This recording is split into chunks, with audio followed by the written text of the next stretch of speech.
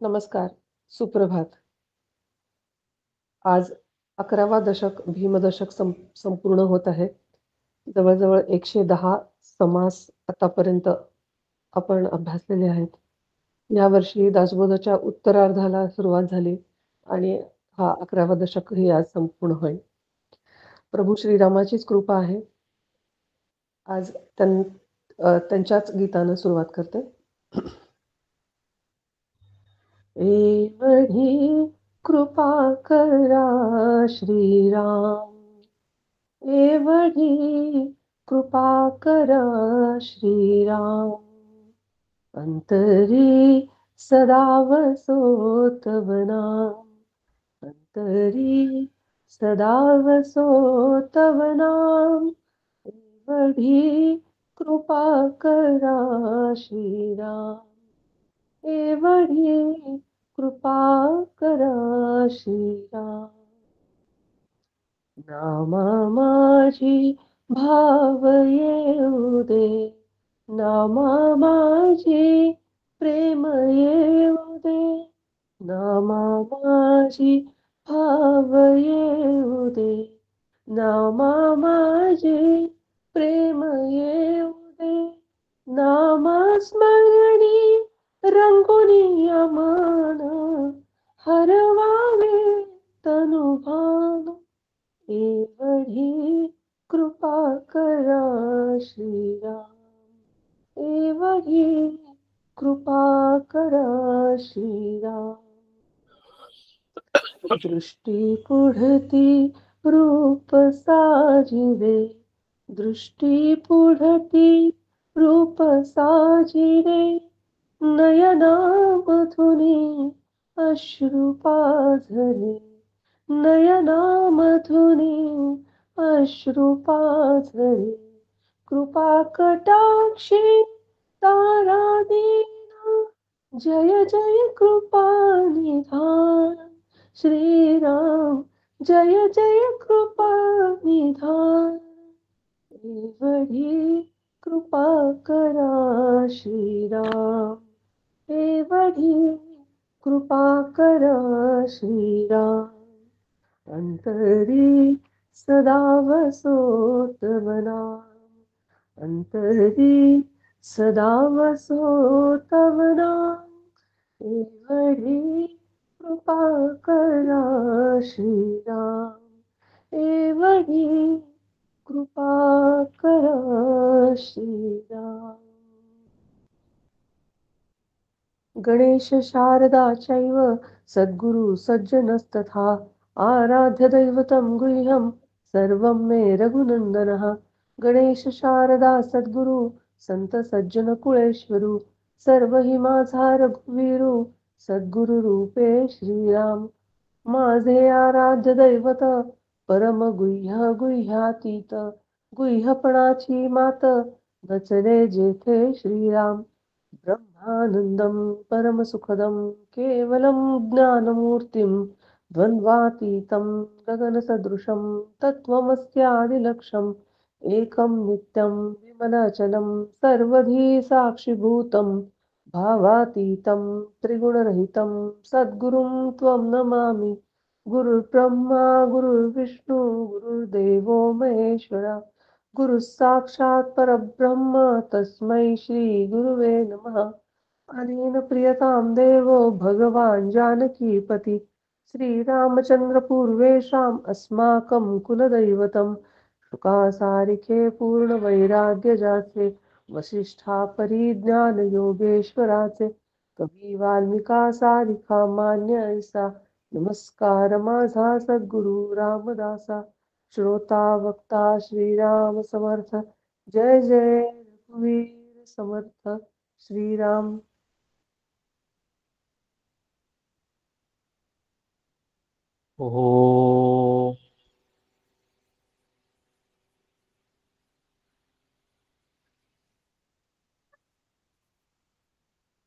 ओम सहना भवतु, सहनौ भुनक्तु, सह वीर्यं करवावहै, तेजस्विनावधीतमस्तु मां विद्विषावहै.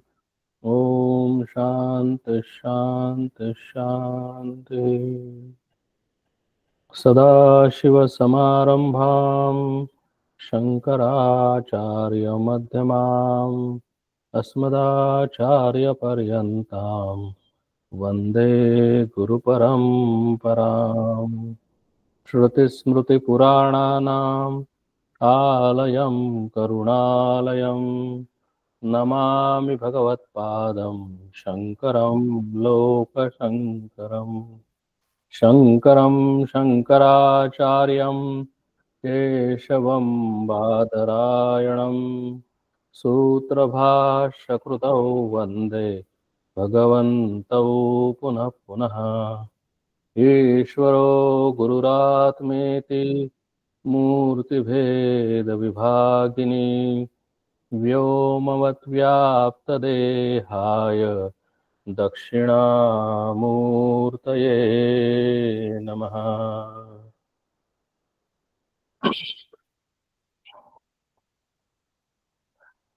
आज आपण 11व्या दशकातला 9वा समास आणि 10वा समास 9वा समास उपदेश निरूपण पाहणार आहे। आणि खरोखरच भाग्याचा दिवस असा आहे की दासनवमी अजून काही दिवसावरच ठेपलेली आहे। पुढच्याच शनिवारी याच येणाऱ्या आठवड्याभरामध्ये दासनवमी आहे। आपल्यापैकी अनेक जण दासबोधाचं पारायण सुद्धा करत असतील। आणि खरोखरच आज या दासनवमीच्या निमित्तानं जो आपला जो सेशन होतोय त्याचा समास सुद्धा आज उपदेश निरूपण असाच आहे। आणि जर बघितलं तर आतापर्यंत आपण गेले 2-2.5 वर्ष 3 वर्ष 11 दशक म्हणजे 110 समास आपण अभ्यासलेले आहेत। आणि खरोखर एवढा मोठा अवाका समर्थांनी आपल्या समोर ठेवलेला आतापर्यंत या 110 समासामध्ये। आणि बऱ्याच दिवसांच्या काळामध्ये हा सगळ्या समास अभ्यासल्यामुळे आम्हाला जर प्रश्न विचारला की नक्की समर्थांनी काय उपदेश केलेला आहे किंवा दासबोध ज्यावेळेला आम्ही अभ्यासलेला आहे त्या दासबोधाचं क्रक्स काय, सार काय, समरी काय। कारण अनेक वेळेला अनेक वेगवेगळ्या विषयांवर बोलल्यानंतर आम्हाला नक्की महत्त्वाचा विषय कुठला आहे किंवा कुठल्या विषयामधून कुठल्या विषयामध्ये नेलेला आहे यामध्येच आम्ही गुंतून पडतो। विषयांची व्याप्ती वाढल्यासारखी वाटते। अनेक मोठे मोठे वेगवेगळे विषय समर्थांनी हाताळलेले आहेत। त्या संबंध सगळ्या समासामध्ये आम्हाला वाहून जायला होतं। आणि नक्की महत्त्वाचं काय आहे, सार काय आहे याच्याकडे आमचं एखाद्या वेळेस दुर्लक्ष होण्याची शक्यता असते। आणि म्हणून समर्थांनी हा समास इथे उपदेश निरूपण इथे दिलेला आहे। समास अतिशय लहान आहे आणि हीच शास्त्राची मजा आहे की ज्यावेळेला शास्त्राचा उपदेश असा ज्यावेळेला म्हटलं जातं त्यावेळेला तो उपदेश हा एका सूत्रामध्ये सुद्धा सांगता येतो की जी सूत्र महावाक्य म्हणून ओळखली जातात। तत्त्वम असि, अहम ब्रह्मास्मि सर्वम खल्विदम ब्रह्म, प्रज्ञानम ब्रह्म, अशी जी महावाक्य आहेत या महावाक्यातून निर्देशित केलेला उपदेश हा तसं बघायला गेलं तर अतिशय सूत्रबद्ध एकाच सूत्रामध्ये बद्ध केलेला आहे, सांगितलेला आहे। आम्हाला तो कळावा अशी अपेक्षा आहे आणि हाच उपदेश आहे। कुठलंही शास्त्र जर आपण बघितलं तर आपण समजा गीता बघितली तर गीतेमधला उपदेश सुद्धा जरी 18 अध्यायांनी तो उपदेश व्याप्त केलेला असला तरी सुद्धा तो उपदेश हा अगदी एका श्लोकामध्ये सांगता येतो की जो भगवंताचा पहिलाच श्लोक आहे। भगवंतानी ज्यावेळेला उपदेश सांगायला सुरुवात केली आणि हीच शास्त्राच्या उपदेशाची मजा आहे। हे आम्ही लक्षात घेतलं पाहिजे की शास्त्राचा उपदेश हा एका सूत्रामध्ये एका श्लोकामध्ये सुद्धा सांगता येतो आणि तोच उपदेश आम्हाला गीतेमध्ये 18 अध्यायामध्ये सांगितला जातो तोच तसाच उपदेश आम्हाला 200 समासामध्ये सांगितला जातो. म्हणजे तोच उपदेश अतिशय कंडेन्स्ड फॉर्म मध्ये, सार फॉर्म मध्ये, समरी फॉर्म मध्ये सांगितला जातो आणि तोच उपदेश इलॅबोरेट करून विस्ताराने अनेक श्लोकांच्या मधून, अनेक समासामधून, अनेक अध्यायामधून सांगितला जातो. मग असं का सांगितलं जातं असं जर आम्ही विचार केला तर अधिकारी भेदात, कारण जे श्रोते आहेत, आम्ही सगळे ऐकणारे जे श्रोते आहेत, ते प्रत्येक श्रोत्याचा अधिकारीपणा म्हणजे प्रत्येक श्रोत्यामध्ये असणारे जे गुण आहेत त्या गुणांच्या मध्ये बदल असल्यामुळे, फरक असल्यामुळे, प्रत्येक जण वेगवेगळ्या पायरीवर असल्यामुळे तोच उपदेश हा वेगवेगळ्या फॉर्म मध्ये, वेगवेगळ्या प्रकाराने सांगितला जातो. उपदेश एकच आहे, उपदेशामध्ये काहीही फरक नाही. म्हणजे फॉर एक्झाम्पल आपण जर बघितलं तर गीतेमध्ये भगवंतानी एकाच श्लोकामध्ये गीता सांगितली आणि गीता संपली सुद्धा. अशोचानन्व शोचस्त्वम प्रज्ञावादांश भाससे गतासून गतासूश्च नानुशोचन्ति पंडिता. या एकाच श्लोकामध्ये भगवंताचा पहिला श्लोक आहे, हा भगवंताचा अर्जुनाला केलेला उपदेश आहे आणि या एकाच श्लोकामध्ये या गीता पूर्णपणे सुरू होते आणि गीता पूर्णपणे संपते. श्रोता जर अधिकारी असेल तर त्या एका श्लोकामध्ये अशोचानन्व शोचस्त्वम, जो शोक करायला नको आहेस त्याच्यावर तू शोक करतो आहेस आणि परत तू स्वतःला पंडित म्हणून घेतो आहेस, तर हे तुला योग्य नाही. अशोचानन्व शोचस्त्वम प्रज्ञावादांश भाससे गतासून गतासूश्च नानुशोचन्ति पंडिता. जे गेलेलं आहे आणि जे होणार आहे, जे जाणार आहे, त्याच्यावर पंडित लोक कुठलाही शोक करत नाहीत. हा गीतेचा एका श्लोकामध्ये असलेला उपदेश. पण हा उपदेश म्हणजे काय हे आम्हाला कळत नाही. मग ज्याच्यावर शोक करायला नको आहे त्याच्यावर तू शोक करतोयस म्हणजे काय हेही आम्हाला कळत नाही. जे होऊन गेलेलं आहे आणि जे होणार आहे त्याच्यावर कुठलाही पंडित लोक शोक करत नाहीत, याचा अर्थ काय? या उपदेशाचं विस्तारपूर्वक सांगण्यासाठी मग भगवंतांनी अनेक श्लोक सांगितले.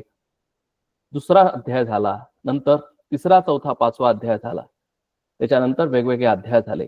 आता बघा, त्या एकाच श्लोकाचं विस्तारपूर्वक सांगण्यासाठी भगवंतांनी काय सांगितलं. आता हे तो उपदेश जर आम्ही एका श्लोकात बघितला तर आम्हाला कळेल की भगवंतांनी तोच उपदेश कंडेन्स फॉर्म मध्ये सांख्ययोगाच्या आधाराने दुसऱ्या अध्यायामध्ये सांगितला आणि परत भगवंतांनी तोच उपदेश, त्या एका श्लोकाचा उपदेश सांगण्यासाठी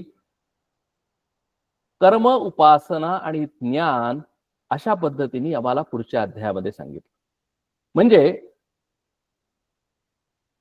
तिसरा, चौथा, पाचवा अध्याय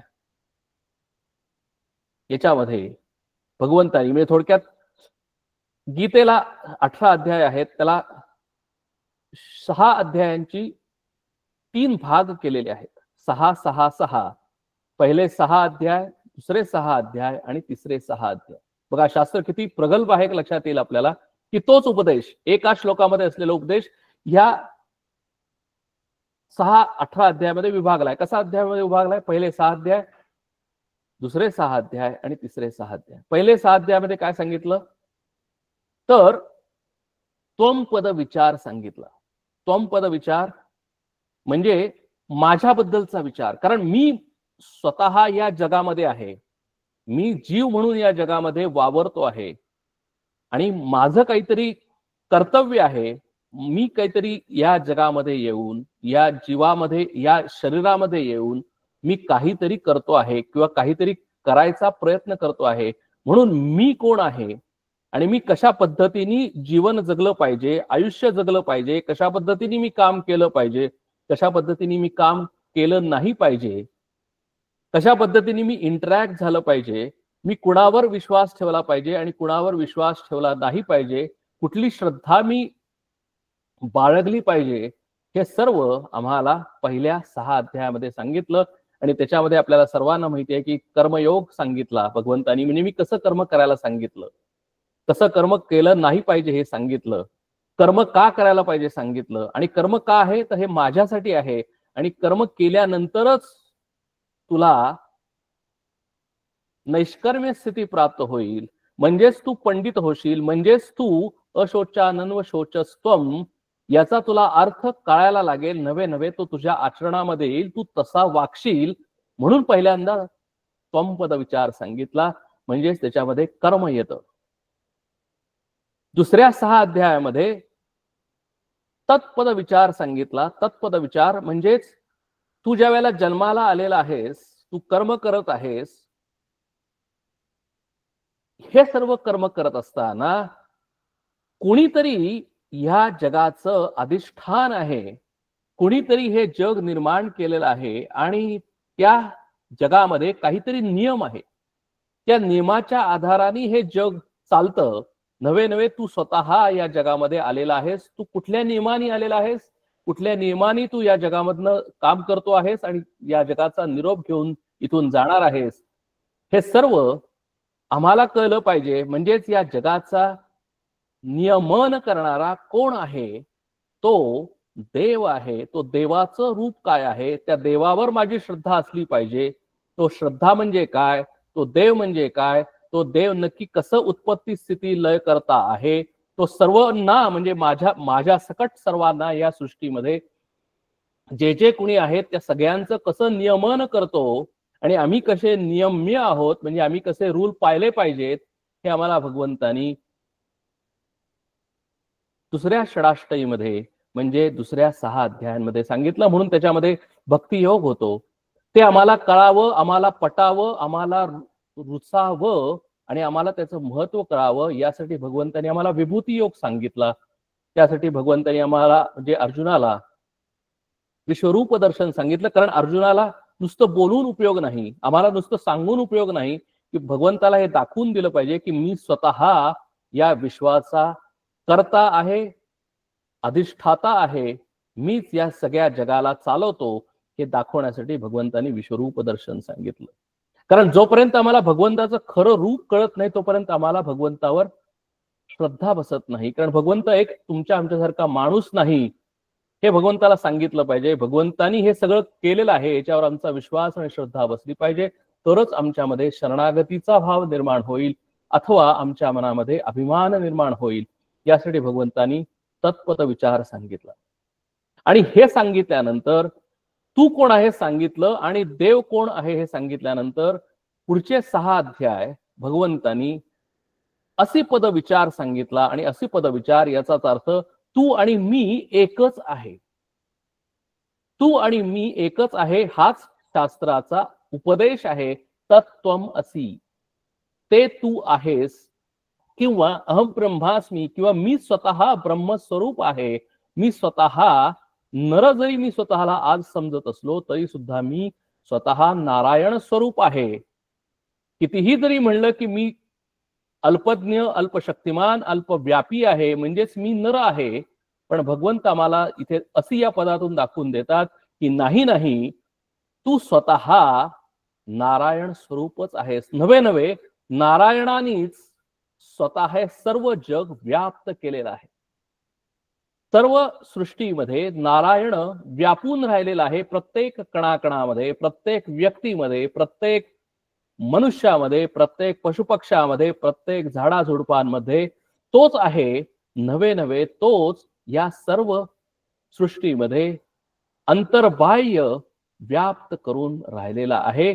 म्हणजेच ते एकत्व अतिपद विचार भगवंतानी शेवटच्या 6 अध्यायामध्ये सांगितला. म्हणजे थोडक्यात आपल्याला असं लक्षात येईल की ज्या वेळेला गीता किंवा उपदेश सांगितला जातो त्यावेळेला सुद्धा महावाक्याचा विचार केला जातो. त्यावेळेला सुद्धा या उपदेशामध्ये ज्या काही स्टेप्स आहेत की कर्म, उपासना आणि ज्ञान, या 3 स्टेप्स नेहमी सांगितल्या जातात. गीतेमध्येही त्या स्टेप्स आहेत, वेदांमध्ये सुद्धा त्या स्टेप्स आहेत. वेदांचं सुद्धा मी जर बघितलं, ऋग्वेद, यजुर्वेद, सामवेद आणि अथर्ववेद यांचं सुद्धा जर विभाजन केलं तर त्याच्यामध्ये सुद्धा पहिल्या अनेक श्रुतींमध्ये कर्म सांगितलेलं आहे की मनुष्याने कर्म कसं करावं. म्हणजे मनुष्य म्हणून जगत असताना, मनुष्य म्हणून आम्ही जर, कारण हा कर्मयोग हा पशुपक्ष्यांना सांगितला नाही, तर कर्मयोग हा मनुष्याला सांगितला आहे. कारण आम्ही कर्म करतो आणि आम्ही कर्म कसं करतो आणि कर्म करून आम्ही स्वतःच आमच्या आयुष्याचा नाश करून घेतो. कारण का की आम्ही कर्म करतो, पण कर्म करताना आम्ही आमचा स्वार्थ या पद्धतीने आम्ही कर्म केल्यामुळे, आमच्यासाठी कर्म केल्यामुळे, आम्ही त्या कर्मातूनच फळाची अपेक्षा धरल्यामुळे त्या कर्मातूनच आम्ही राग, द्वेष, लोभ, मद, मोह, मत्सर निर्माण करतो, आमच्याच मनामध्ये निर्माण करतो. कारण कर्म करत असताना मी म्हणतो की मला हे पाहिजेच आहे, मला हे मिळालंच पाहिजे. आणि ज्या वेळेला मी अशी अपेक्षा करतो, एक्सपेक्टिंग माइंड करतो, त्यावेळेला माझ्या एक्सपेक्टेशन प्रमाणे जर ते मला मिळालं तर मी सुखी होतो. मी जर माझ्या एक्सपेक्टेशन प्रमाणे मला पाहिजे तसं मला मिळालं नाही तर मी दुःखी होतो. माझ्या एक्सपेक्टेशन प्रमाणे मला न मिळता दुसऱ्याला मिळालं तर मला त्या माणसाबद्दल द्वेष निर्माण होतो, असूया निर्माण होते. जर ती गोष्ट मिळण्यासाठी मला वेळ लागला, अनसर्टन्टी निर्माण झाली, तर माझ्या मनामध्ये इन्सिक्युरिटी निर्माण होते. आणि हे सर्व मीच माझ्या मनामध्ये मिळवतो कर्म करत असताना. म्हणजेच मी या आयुष्यामध्ये जगत असताना कर्म कसं करावं हे मला माहिती नसल्यामुळे मी कर्म करत जातो. कारण कर्मावर माझा कुठलाही कंट्रोल नाही. कर्म तर मला केलंच पाहिजे, कारण मी मनुष्य आहे. मनुष्य हा कर्म न करता थांबू शकत नाही, म्हणून मी कर्म करत जातो. पण कर्म करताना मला काय होतं, तर मला फक्त राग, द्वेष, मद, मोह, मत्सर माझ्या मनामध्ये मी स्वतः निर्माण करतो आणि मी स्वतः दुःखी होतो, मी स्वतः इन्सिक्युअर होतो, मी स्वतः माझ्या मनाचं एक्सपेक्टिंग माइंड करतो. आणि या एक्सपेक्टिंग माइंडमुळं मी स्वतः सर्व गोष्टी कॉम्प्लिकेट करून या जीवनामध्ये दुःखी होतो, कष्टी होतो, टेन्शन्स मिळवतो, इन्सिक्युअर होतो. आणि म्हणूनच आम्हाला या सगळ्याच्या कर्मामधून बाहेर काढण्यासाठी, आम्हालाच या जीवनामध्ये जगत असताना अतिशय आत्मविश्वासानं जगण्यासाठी, या जीवनामध्ये जगत असताना अतिशय आनंदामध्ये जगण्यासाठी, काम, क्रोध, मद, मोह, मत्सर कमी करण्यासाठी आम्हाला कर्मयोग सांगितलेला जातो. आणि म्हणूनच हे सर्व कर्मयोग किंवा कर्म हे वेदांमध्ये सुद्धा पहिल्या अनेक श्रुतींमध्ये आहे. पण कर्म करत असताना जोपर्यंत आमचा देवावर विश्वास नाही, जोपर्यंत आमची त्या परमेश्वरावर, त्या उत्पत्तीकर्त्या, स्थितीकर्त्या, लयकर्त्यावर आमची श्रद्धा नाही, तोपर्यंत आम्हाला त्याचं महत्व कळत नाही, तो कसा आहे आम्हाला कळत नाही, तोपर्यंत आमचं कर्म हे निष्काम कर्मयोग होऊ शकत नाही. कारण श्रद्धावान लभते ज्ञानम. आणि म्हणून आमचा अभिमान कमी होत नाही.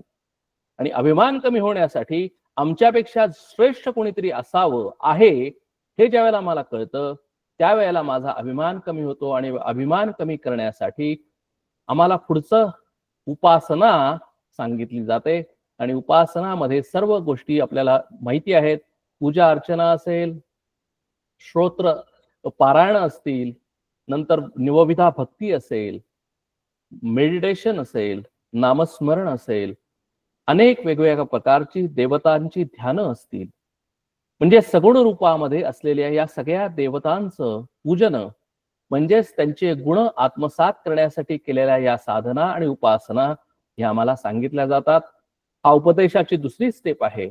आणि तिसरी स्टेप, जसं दोन गोष्टी झाल्यानंतर दोन्हीमध्ये साम्य आहे दाखवण्यासाठी तिसरी स्टेप म्हणजे ज्ञान हे सांगितलं जातं. आणि ज्ञान हे आपण मागच्या वेळेला पण बघितलेलं होतं, आताही बघितलं की तत्वम असी किंवा अहम ब्रह्मास्मी प्रज्ञानम ब्रह्म हे ज्ञान आहे. हे ज्ञान म्हणजे ते परमेश्वर आणि मी स्वतः परमेश्वर स्वरूप आहे, या देहानी नाही, तर माझं पारमार्थिक स्वरूप हे त्या परब्रह्म स्वरूप आहे, चैतन्य स्वरूप आहे, की जे माझ्या आतच आहे, देहामध्ये आहे, पण ते मला दिसत नाही, ते मला अनुभवता येत नाही.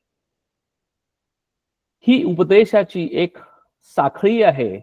आणि हीच उपदेशाची साखळी समर्थांनी या समासामध्ये सुद्धा सांगितलेली आहे. आणि म्हणून म्हणून शास्त्र तुम्ही कुठल्याही ग्रंथातून पहा, शास्त्र कुणाचंही ऐका, ज्यांनी व्यवस्थित शास्त्र श्रोण केलेलं आहे, गुरुमुखातून ते ऐकलेलं आहे, प्रत्येक जण तो शास्त्र याच पद्धतीने सांगतो. याचं कारण आहे की शास्त्र सांगताना मला काय वाटतं आणि याच्याबद्दल कुणालाही फ्रीडम घेता येत नाही. जे शास्त्रामध्ये सांगितलंय त्याच्या व्यतिरिक्त बोलता येत नाही. आणि म्हणून समर्थांनी सुद्धा उपदेश निरूपण हा समास सांगताना याच सूत्रामधून समर्थांनी उपदेश सांगितलेला आहे. अतिशय एकाच समासामध्ये कर्म, उपासना आणि ज्ञान आम्हाला सांगितलेलं आहे. म्हणजे ज्या 110 समासांमधून जे सांगितलं, या 110 समासामधून किंवा मनाच्या श्लोकांमधून आतापर्यंत आपण जे बघितलं, जे कर्म, उपासना आणि ज्ञान आम्हाला हे विस्तारपूर्वक सांगितलं, तेच या एकाच समासामध्ये अतिशय छोट्या समासामध्ये समर्थांनी हेच सूत्र पकडून कंडेन्स फॉर्म मध्ये, कारण आता विस्ताराने सांगायचं नाही तर कंडेन्स फॉर्म मध्ये सांगायचं. म्हणजे काय की आता समरी आहे, कारण आम्हाला इतके 110 समासांची समरी लक्षात ठेवली पाहिजे. आणि समरी लक्षात ठेवायची म्हणजे काय, तर दररोज मला हे इम्प्लिमेंट केलं पाहिजे. आणि इम्प्लिमेंट करण्यासाठी उपदेश लक्षात ठेवला पाहिजे. आणि लक्षात ठेवण्यासाठी थोडंच सांगितलेलं माझ्या लक्षात राहतं. 110 समास माझ्या लक्षात राहणंच शक्य नाही. आणि म्हणून एकच समास मी जर लक्षात ठेवला तर सगळे 110 समास लक्षात ठेवण्यासारखंच आहे. आणि म्हणून हा समास महत्वाचा आहे. आपण समास पाहूया, म्हणजे तुम्हाला लक्षात येईल की शास्त्र किती प्रगल्भ आहे. समर्थांनी किती व्यवस्थित याच पद्धतीने सांगितलं. या समासाचं सुद्धा पहिल्यांदा कर्म, नंतर उपासना आणि नंतर सगळ्यात शेवटी ज्ञान, हाच उपदेश आहे. समास 9वा, उपदेश निरूपण. श्रीराम. आधी कर्माचा प्रसंग, कर्म केले पाहिजे सांग, कदाचित पडिले व्यंग, तरी प्रत्यवाय घडे. श्रीराम. म्हणून कर्म आरंभिले, काही एक सांग घडले, जेथे जेथे अंतर पडिले तेथे हरिस्मरण करावे. म्हणजे या 2 श्लोकामध्ये समर्थांनी सर्व कर्मयोग सांगितलं. काय कर्मयोग सांगितला की अरे पहिल्यांदा तू, म्हणून तिने शब्द वापरलाय की आधी कर्माचा प्रसंग, कर्म केले पाहिजे सांग, कदाचित पडिले व्यंग, तरी प्रत्यवाय घडे. कारण का की आम्ही मनुष्य म्हणून जन्माला आलेलो आहोत. मनुष्य ज्यावेळेला जन्माला आलेलो, आता हे सगळं त्याच्यामध्ये अनुस्यूत आहे बघा. म्हणून जरी आम्हाला हा श्लोक वाटला एकच, पण त्या एका श्लोकामध्ये संपूर्ण निष्काम किंवा उपदेशाने ठास नाही. इथं फक्त एवढंच सांगितलं, मला आलेला आहे तू मनुष्य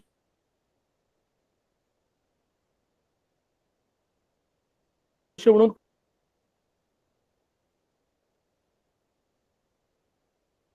का जन्माला आलेला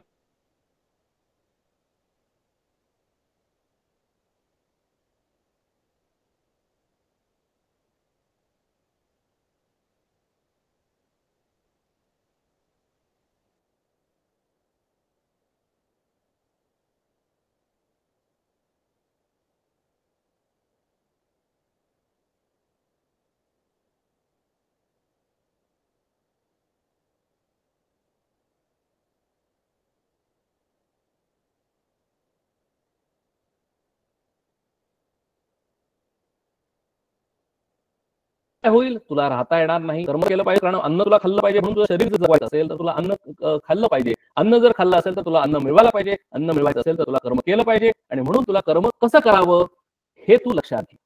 आणि म्हणून जर कर्म तू केलं नाही तर तुला ते बरोबर नाही. आणि म्हणून कर्म करताना तू कर्म केलं नाही तर काय होईल, तर प्रत्यवाय घडेल.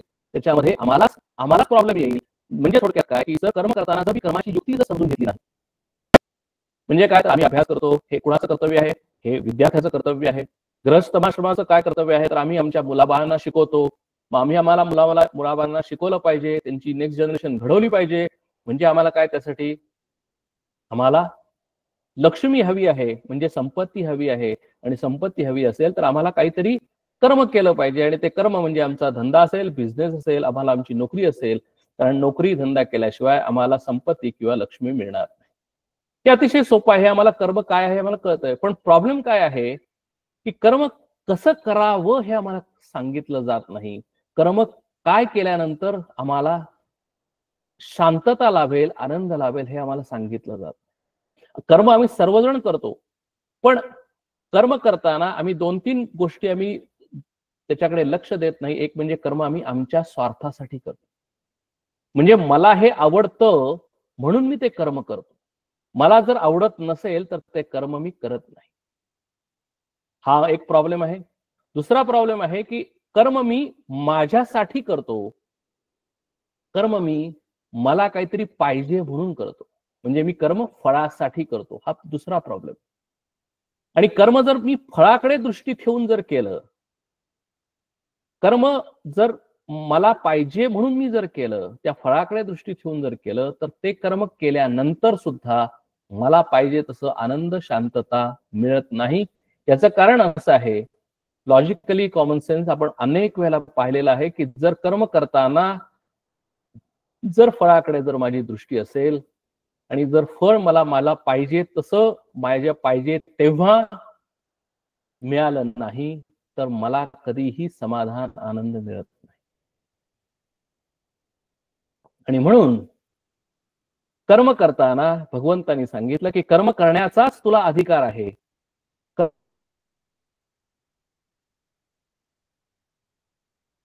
कर्म करता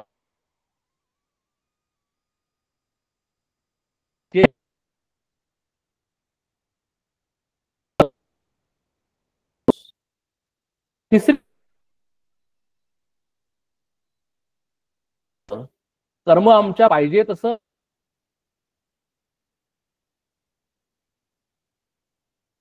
आमच्या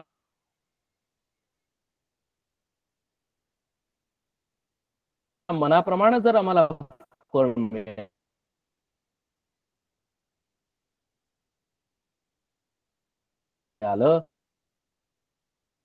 बुद्धिंगत होतो, माझा इगो आणि मला वाटतं की माझ्यामुळे माझ्या मला हे फळ मिळालेलं आहे. आणि मला माझा होते, कारण जेवढा अहंकार, जेवढा अभिमान, तेवढा माणूस अतिशय मदोन्मत्त होतो.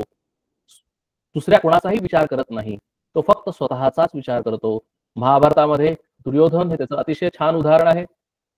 आपण अनेक वेळेला या सध्याच्या समाजामध्ये आपण ज्यावेळेला अनेक सत्तेवर असणारी माणसं बघतो, ज्यावेळेला सत्ता हातात असते त्यावेळेला सत्तेमुळे मदोन्मत्त झालेली माणसं आम्ही बघतो. याचं कारण काय, की सत्तेमुळे, मीपणामुळे अभिमान वाढतो. आणि म्हणून तिसरी गोष्ट भगवंतांनी सांगितलं, की अरे जर तू कर्म करत असशील तर 2 गोष्टी पाळ. एक म्हणजे काय, तर फळाकडे दृष्टी ठेवू नकोस. आणि दुसरं म्हणजे कर्म मी करतो आहे, मी करता हे तू समजू नकोस. तू स्वतःचा अभिमान धरू नकोस. हे आपल्या चांगल्यासाठी सांगितलं. हा उपदेश आहे. जीवनामध्ये जगत असताना जर मला जर शांततेनं आणि आनंदानं जर जगायचं असेल, जर मला शांतपणानं झोप पाहिजे असेल, जर माझ्या मनामधली टेन्शन्स जर कमी करायची असतील, जर माझ्या मनामधली भीती, इन्सिक्युरिटी जर मला कमी करायची असेल, तर आम्हाला या पद्धतीनेच कर्म केलं पाहिजे. ऐकू येतंय ना? ठीक आहे. तर अशा पद्धतीने जर मी कर्म करत गेलो तर आम्हाला कधीही प्रॉब्लेम येणार नाही. तेच इथं समर्थ सांगतात, की म्हणजे या 2 श्लोकामध्ये समर्थांनी काय सांगितला उपदेश? उपदेश एकच, की तू कर्म केलं पाहिजेस, कर्म कर. आणि कर्म न करताना तू राहू शकत नाहीस. आणि कर्म केल्यानंतर आणि पुढे सांगतात, की म्हणून अरे कर्मामधून उपासनेमध्ये समर्थ जातात, कसे छान जातात बघा. समर्थ म्हणतात, की म्हणून कर्म आरंभिले, काही एक सांग घडले, जेथ जेथे अंतर पडिले तेथे हरिस्मरण करावे श्रीराम. आता समर्थांनी सांगितलं, की एक्सपेक्टिंग माइंड पासून ते एक्सेप्टिंग माइंड कसं करावं याचं आम्हाला या दुसऱ्या श्लोकामध्ये सांगतात. काय सांगतात, की कर्म आरंभलं, मी कर्म करायला चालू केलं, पण जिथं कर्म करायला मी चालू केल्यानंतर जर माझ्या मनाप्रमाणे जर घडलं नाही, जेथ जेथे अंतर पडिले, म्हणजे थोडक्यात एक गॅप निर्माण झाली. कुठल्या कशामध्ये गॅप निर्माण झाली की मी कर्म करताना काहीतरी ठरवलं, म्हणजे काहीतरी गोल ठरवलं आणि गोल ठरवल्यानंतर त्या पद्धतीने मला जर रिझल्ट किंवा फळ जर मिळालं नाही तर अंतर पडलं. म्हणजे माझ्या ऑब्जेक्टिव्ह मध्ये, माझ्या गोलमध्ये आणि माझ्या फळामध्ये अंतर पडलं. म्हणजे थोडक्यात काय की माझ्या मनाप्रमाणे मला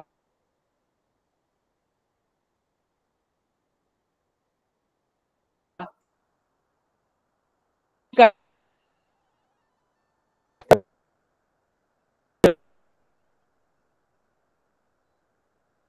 आहे ते तू कर.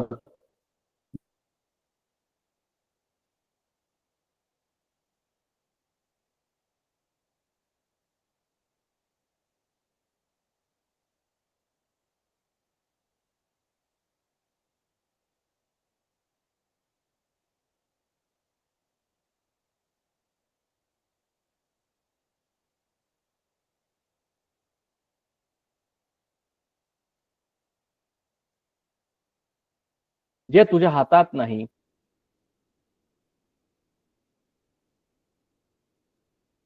ते तू ऍक्सेप्ट करीन टोटो. म्हणजे काय, तिथं आपण त्याला किंवा माझा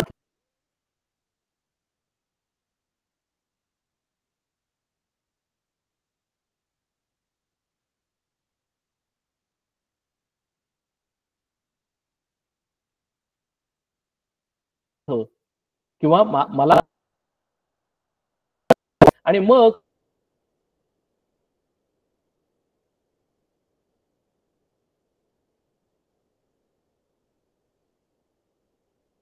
रडत खडत ते ऍक्सेप्ट करतो. समर्थ ग्रेसफुली. आणि ऍक्सेप्ट ग्रेसफुली म्हणजे काय की तुझी ज्या वेळेला त्या भगवंतावर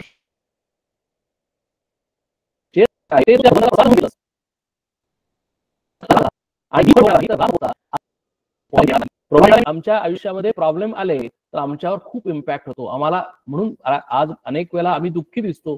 आमच्याकडे टेन्शन्स आहेत, त्या टेन्शनमुळे आम्हाला बीपीची गोळी घ्यायला लागते, शुगर प्रॉब्लेम होतो. कारण काय की आम्ही त्या मनाचा इम्पॅक्ट आमच्या शरीरावर पण होतो.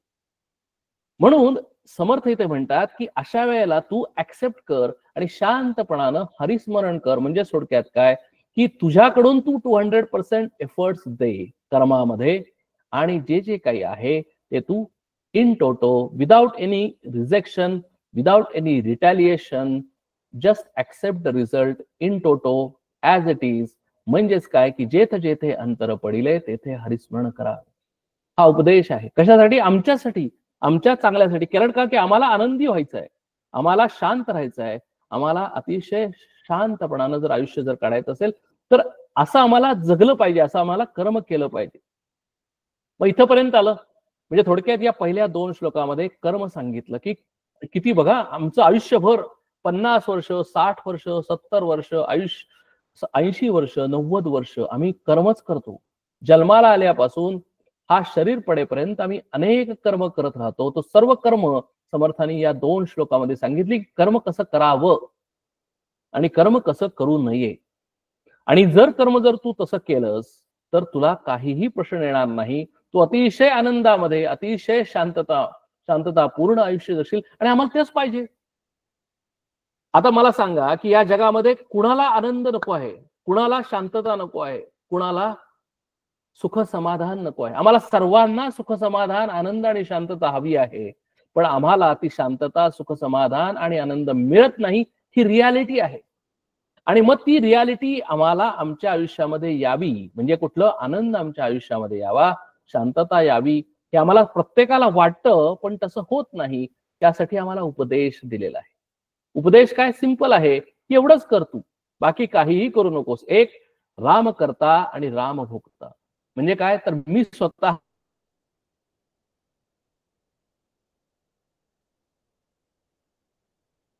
हा काही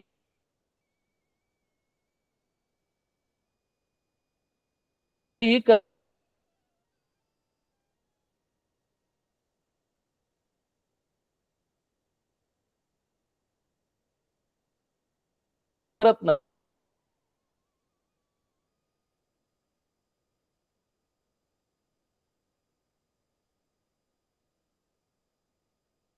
नाही.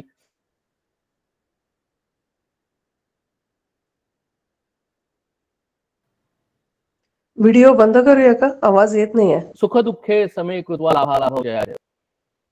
कर्म आहे. कर्म केल्यानंतर जे जे काही मला रस हा सुद्धा कर्म सिद्ध. हा व्हिडिओ बंद करणार का? आवाज खूप ब्रेक होतोय.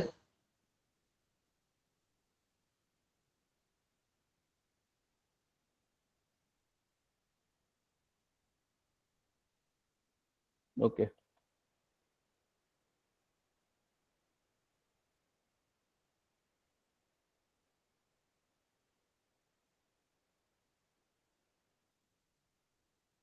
नाही, म्यूट आहे वाटतं, आवाज नाही येत आहे.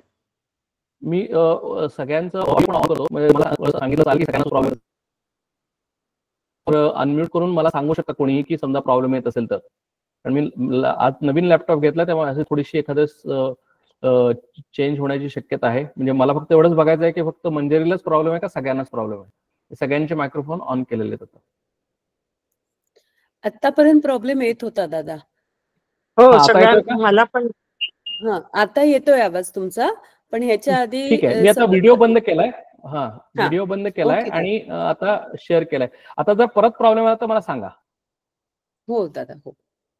ओके. आता निष्काम कर्मयोग झाल्यानंतर थोडक्यात आता इथं निष्काम कर्मयोगाचं सांगितल्यानंतर कशा पद्धतीने कर्म करायला पाहिजे ते सांगितलं. पण आता हे सांगितलं की कर्म करत असताना थोडक्यात आता उपासना हा फॅक्टर समर्थ इथं मध्ये आणतात. मग उपासना कशी येते? आमची कन्सेप्ट काय उपासना म्हणजे? आमची कन्सेप्ट अशी आहे की मी 1 तास पूजा केली, माझी उपासना झाली. मी आज 2 तास नामस्मरण केलं, माळ केली, श्रीरामाचं नाव घेतलं, श्रीराम जय राम जय जय राम म्हणलं, किंवा दुसरा कुठला मंत्र म्हणला. आज संकष्टी आहे तर मी ओम गंग गणपतये नमः असं म्हणलं, किंवा मी शिवाचा भक्त आहे, ओम नमः शिवाय असं केलं. 1, 2 तास, 3 तास मी नामस्मरण केलं की माझी उपासना झाली. मी ध्यानावर माझा विश्वास आहे आणि ध्यानामध्ये मी 1 तासभर, 2 तासभर, 3 तासभर, 6 तास मी ध्यानामध्ये बसलो, माझी उपासना झाली. म्हणजे अशा आता सध्याच्या काळामध्ये महाकुंभाला लोक जात आहेत. तिथं मी गेलो, तीर्थक्षेत्राला गेलो, गंगेमध्ये डुबकी घेतली, माझी उपासना झाली. म्हणजे येन केन प्रकारेण मी वेगवेगळ्या पद्धतीने भक्ती करतो, नवविधा भक्ती करतो.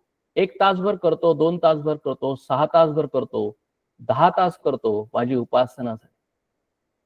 समर्थ इथं म्हणतात की अरे हे उपासनेचं एक अंग झालं. पण उपासना करणं म्हणजे आमच्या आयुष्यामध्ये सतत हरी येणं, म्हणजेच आमचं सतत हरिस्मरण असणं हे आवश्यक आहे. नामस्मरण हे 1 तासभर नाही, तर नामस्मरण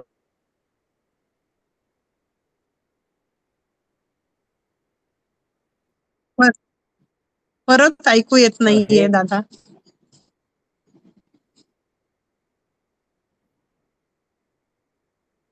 24 आणि म्हणून इथे समर्थ सांगतात की उपासना म्हणजे काय. आता पुढचा भाग की कर्म झालं तर कर्म आणि उपासना हे 2 वेगवेगळे भाग.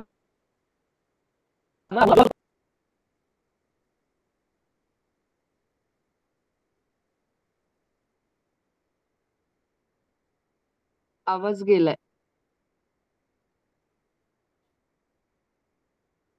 आवाज गेलाय, ब्रेक होतोय.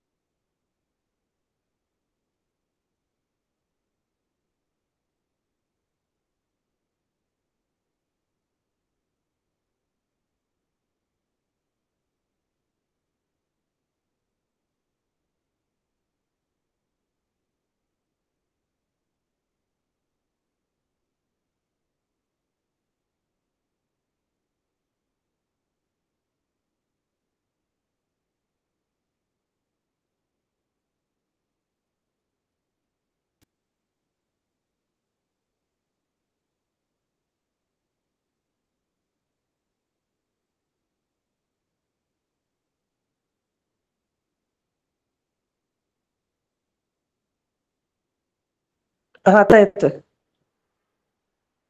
हा, आता आलाय. येतोय ऐकू?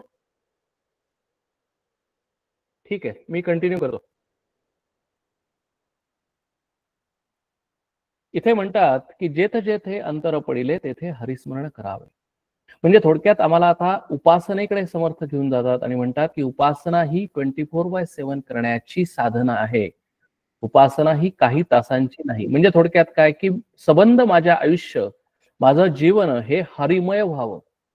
म्हणजेच माझं कर्म हे हरिमय व्हावं. माझं सर्व जे काही कर्म म्हणजे पहिला जो भाग आहे, पहिली स्टेप कर्म, हे अजून जास्त जर चांगलं व्हायचं असेल तर निष्काम कर्मयोगामध्ये किंवा नैष्कर्म्य स्थिती जर मला प्राप्त व्हायची असेल तर मला त्यासाठी हरी कोण आहे, हरी कसा आहे ते कळलं पाहिजे.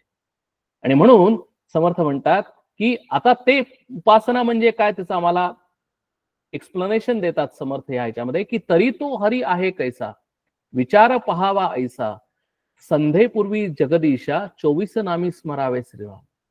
आता स्टेप बाय स्टेप समर्थ हरी म्हणजे काय सांगतात. काय म्हणतात की तो हरी कसा आहे याचा विचार करावा. कसा विचार करावा, तर विचार करण्याची पद्धत सुद्धा सांगतात की संध्येपूर्वी जगदीशा 24 नामी स्मरावे. म्हणजे संध्येमध्ये ज्यावेळेला संध्या कोणी जर करत असतील तर त्याच्यामध्ये 24 नावांनी जगदीशाला म्हणजेच त्या विष्णूला स्मरण केलं जातं. म्हणजेच त्या विष्णूची 24 नावांचं स्मरण केलं जातं, उच्चारण केलं जातं. कशामध्ये? संध्येमध्ये. म्हणजे साहजिकच आम्हाला लहानपणी ज्यावेळेला आमचं मुंज होते आणि व्रतबंध होतो त्यावेळेला आम्हाला ही संध्या हा विधी करायला सांगितला जातो. त्यावेळेला लहानपणी 8 वर्षाचा असताना आम्हाला असं वाटतं की अरे भगवंत म्हणजे काय, तर त्याची 24 नावं आहेत आणि त्या 24 नावांनी तो ओळखला जातो. म्हणजे माझं नाव विवेक आहे तसं त्या भगवंताचं एक नाव आहे, त्या नावाने तो ओळखला जातो. म्हणजे थोडक्यात भगवंताला 24 नावं आहेत किंवा 24 भगवंत आहेत असं माझी विचार करण्याची धारणा त्या काळामध्ये त्या लहान वयामध्ये असताना होते. पण मग पुढे म्हणतात समर्थ म्हणतात की अरे तसं नाही, 24 नामी सहस्रनामी अनंत नामी तो अनामी. म्हणजे आता आपल्याला जगदीशाची ओळख आम्हाला सांगतायत की अरे तो फक्त 24 नावांनीच ओळखत नाहीत, तर आम्ही ज्यावेळेला विष्णू सहस्रनाम म्हणलं जातं त्यावेळेला आम्हाला कळतं नंतर पुढे मोठे झाल्यानंतर की अरे त्या भगवान विष्णूची, त्या भगवंताची 1000 नावं आहेत. म्हणजे 1000 नावांनी तो ओळखला जातो. पण समर्थ म्हणतात की नाही नाही, ती त्याची खरी ओळख नाही, तर तो 1000 नावांनी ओळखला नाही, तर तो अनंत नामी आहे. म्हणजे थोडक्यात तो अनंत नावांनी असलेला तो जगदीश आहे. अनंत नामी का आहेत, तर तेच विभूती योगामध्ये भगवंतांनी काहीच विभूती सांगितल्या आणि भगवंतांनी अर्जुनाला सांगितलं की अरे मी ऍक्च्युली एकांशेन स्थितो जगत. म्हणजे एका एका काही दशांशांनी मी या सगळ्या जगामध्ये या स्थिर आहे. म्हणजे थोडक्यात काय की माझी अनेक नावं आहेत, मी अनेक वेगवेगळ्या पद्धतीने मी आविष्कारला जातो. म्हणजे तुझ्यासाठी फक्त करण्यासाठी, तुझ्या आकलनासाठी, तुला समजण्यासाठी फक्त मी काही विभूती सांगितलेल्या आहेत. याचा अर्थ असा नव्हे की मी तेवढा मर्यादित आहे. विचार बघा, विचार करण्यासाठी गोष्ट आहे की भगवंत हा मर्यादित नाही. म्हणून आम्ही ज्यावेळेला पूजा करतो, आम्ही ज्यावेळेला तीर्थक्षेत्राला जातो, ज्यावेळेला आम्ही प्रतिमेची पूजा करतो, देवळामध्ये जाताना आम्ही त्या देवळाला नमस्कार करतो, त्यावेळेला आम्ही हे लक्षात ठेवावं यासाठी आम्हाला समर्थांनी समजावून सांगितलेलं आहे की अरे जरी तू देवळात गेलास, जरी तू प्रतिमेला नमस्कार केलास, तरी तो इतका लहान नाही, तो इतका संकुचित नाही, तो इतका एका नावानी किंवा काही नावानी, 24 नावानी किंवा 1000 नावांनी ओळखणारा नाही, तर तो अनामी आहे. त्याला नामच नाही. म्हणजे थोडक्यात काय की जे जे काही आता सगळ्या संबंध सगळ्या सृष्टीमध्ये दिसतं तो सगळा तोच आहे. आणि म्हणून समर्थांनी ही आमच्या पुढे एक अतिशय या उपदेशामधनं काय सांगितलं की उपासना करणं म्हणजे काय, तर संबंध सगळीकडे तो आहे, तो अनंत नामांनी आहे. म्हणजे तो संबंध सगळ्या सृष्टीमध्ये तो भरून राहिलेला आहे. म्हणजे तो झाडा झुडपात आहे, पाना पानात आहे, तो पशु पक्ष्यात आहे, तो सर्व प्राण्यामध्ये आहे, तसं नव्हे सर्व मनुष्यांमध्ये आहे. आणि तोच म्हणजे थोडक्यात काय की आमच्या सगळ्यांच्या मध्ये तो आहे. म्हणजे आमच्या सगळ्यांची नावं म्हणजे त्याची नावं आहेत. आणि म्हणून पहिल्यांदा आम्हाला समर्थाने सांगितलं या ठिकाणी की अरे तो सगळीकडे आहे हे तू ओळख. म्हणून कसं सांगितलं की तरी तो हरी आहे कैसा विचार पहावा ऐसा. म्हणून याचा असा विचार कर की तो सर्वत्र आहे, सर्व व्यापी आहे आणि तो सर्वज्ञ सर्व व्यापी असा असल्यामुळे सर्व चराचरामध्ये तो आहे, असा तो हरी आहे असा तू विवेकाने ओळख. इथपर्यंत सांगितलं. मग इथपर्यंत सांगितल्यानंतर मग परत मला असं वाटतं की अरे ठीक आहे, मी सोडून सगळीकडे आहे असं मला वाटायला लागतं. पण समर्थ इथं म्हणतात की अरे तू काही या सृष्टीमधून वेगळा नाहीस, तू सुद्धा एक सृष्टीचा भाग आहेस ना. जर या सृष्टीमध्ये सगळीकडे जर तो चराचरामध्ये भरून राहिलेला आहे, झाडाझुडपामध्ये आहे, सगळ्या माणसांच्या मध्ये आहे, पशुपक्ष्यांच्या मध्ये आहे, तर मग तो तुझ्यामध्ये सुद्धा असणारच असणार, कारण तू सुद्धा एक भागच आहेस. तू सुद्धा त्यानं निर्माण केलेल्या सृष्टीचा एक भाग आहेस. म्हणून तो पुढे जो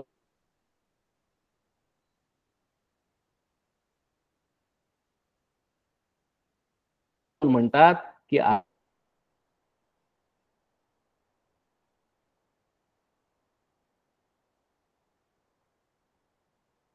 अरे तो कैसा आहे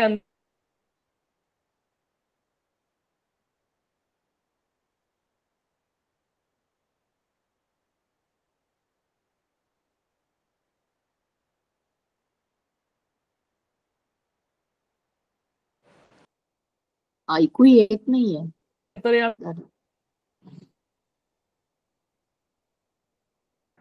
मी विवेक नाही, ऐकू येतच नाही काही. ओळख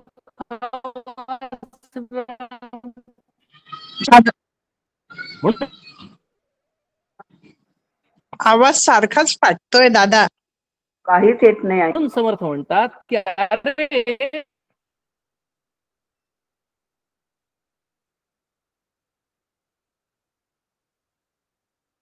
तो आता ब्रेक होतोय आवाज.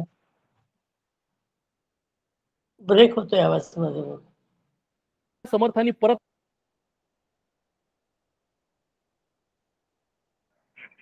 लक्ष केलं की सगळं बाहेरून लक्ष आमच्या नाही येत. नाही, मी थांबलोय आता. 2 मिनिटात मी दुसरा लॅपटॉप वर चेंज करतो. ओके.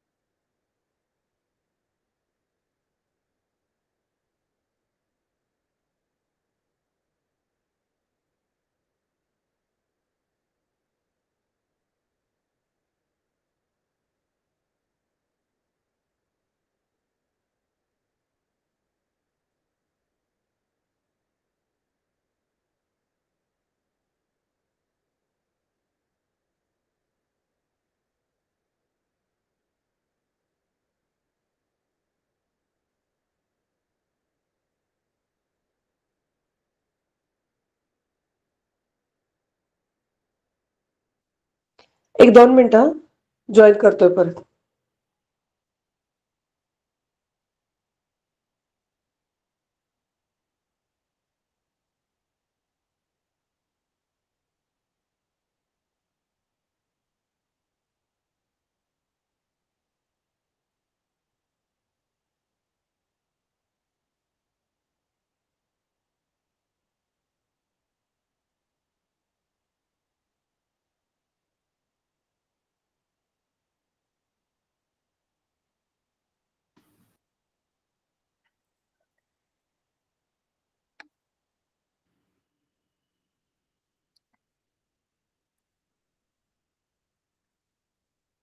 हॅलो, व्हिडिओ दिसतोय आता.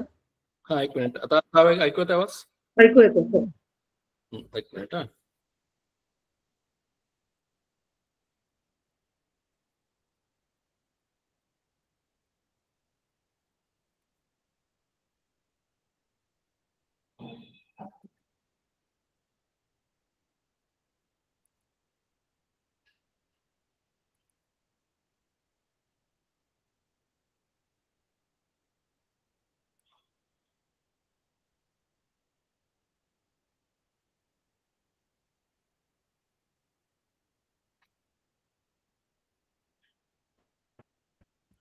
मी शेअर करतो.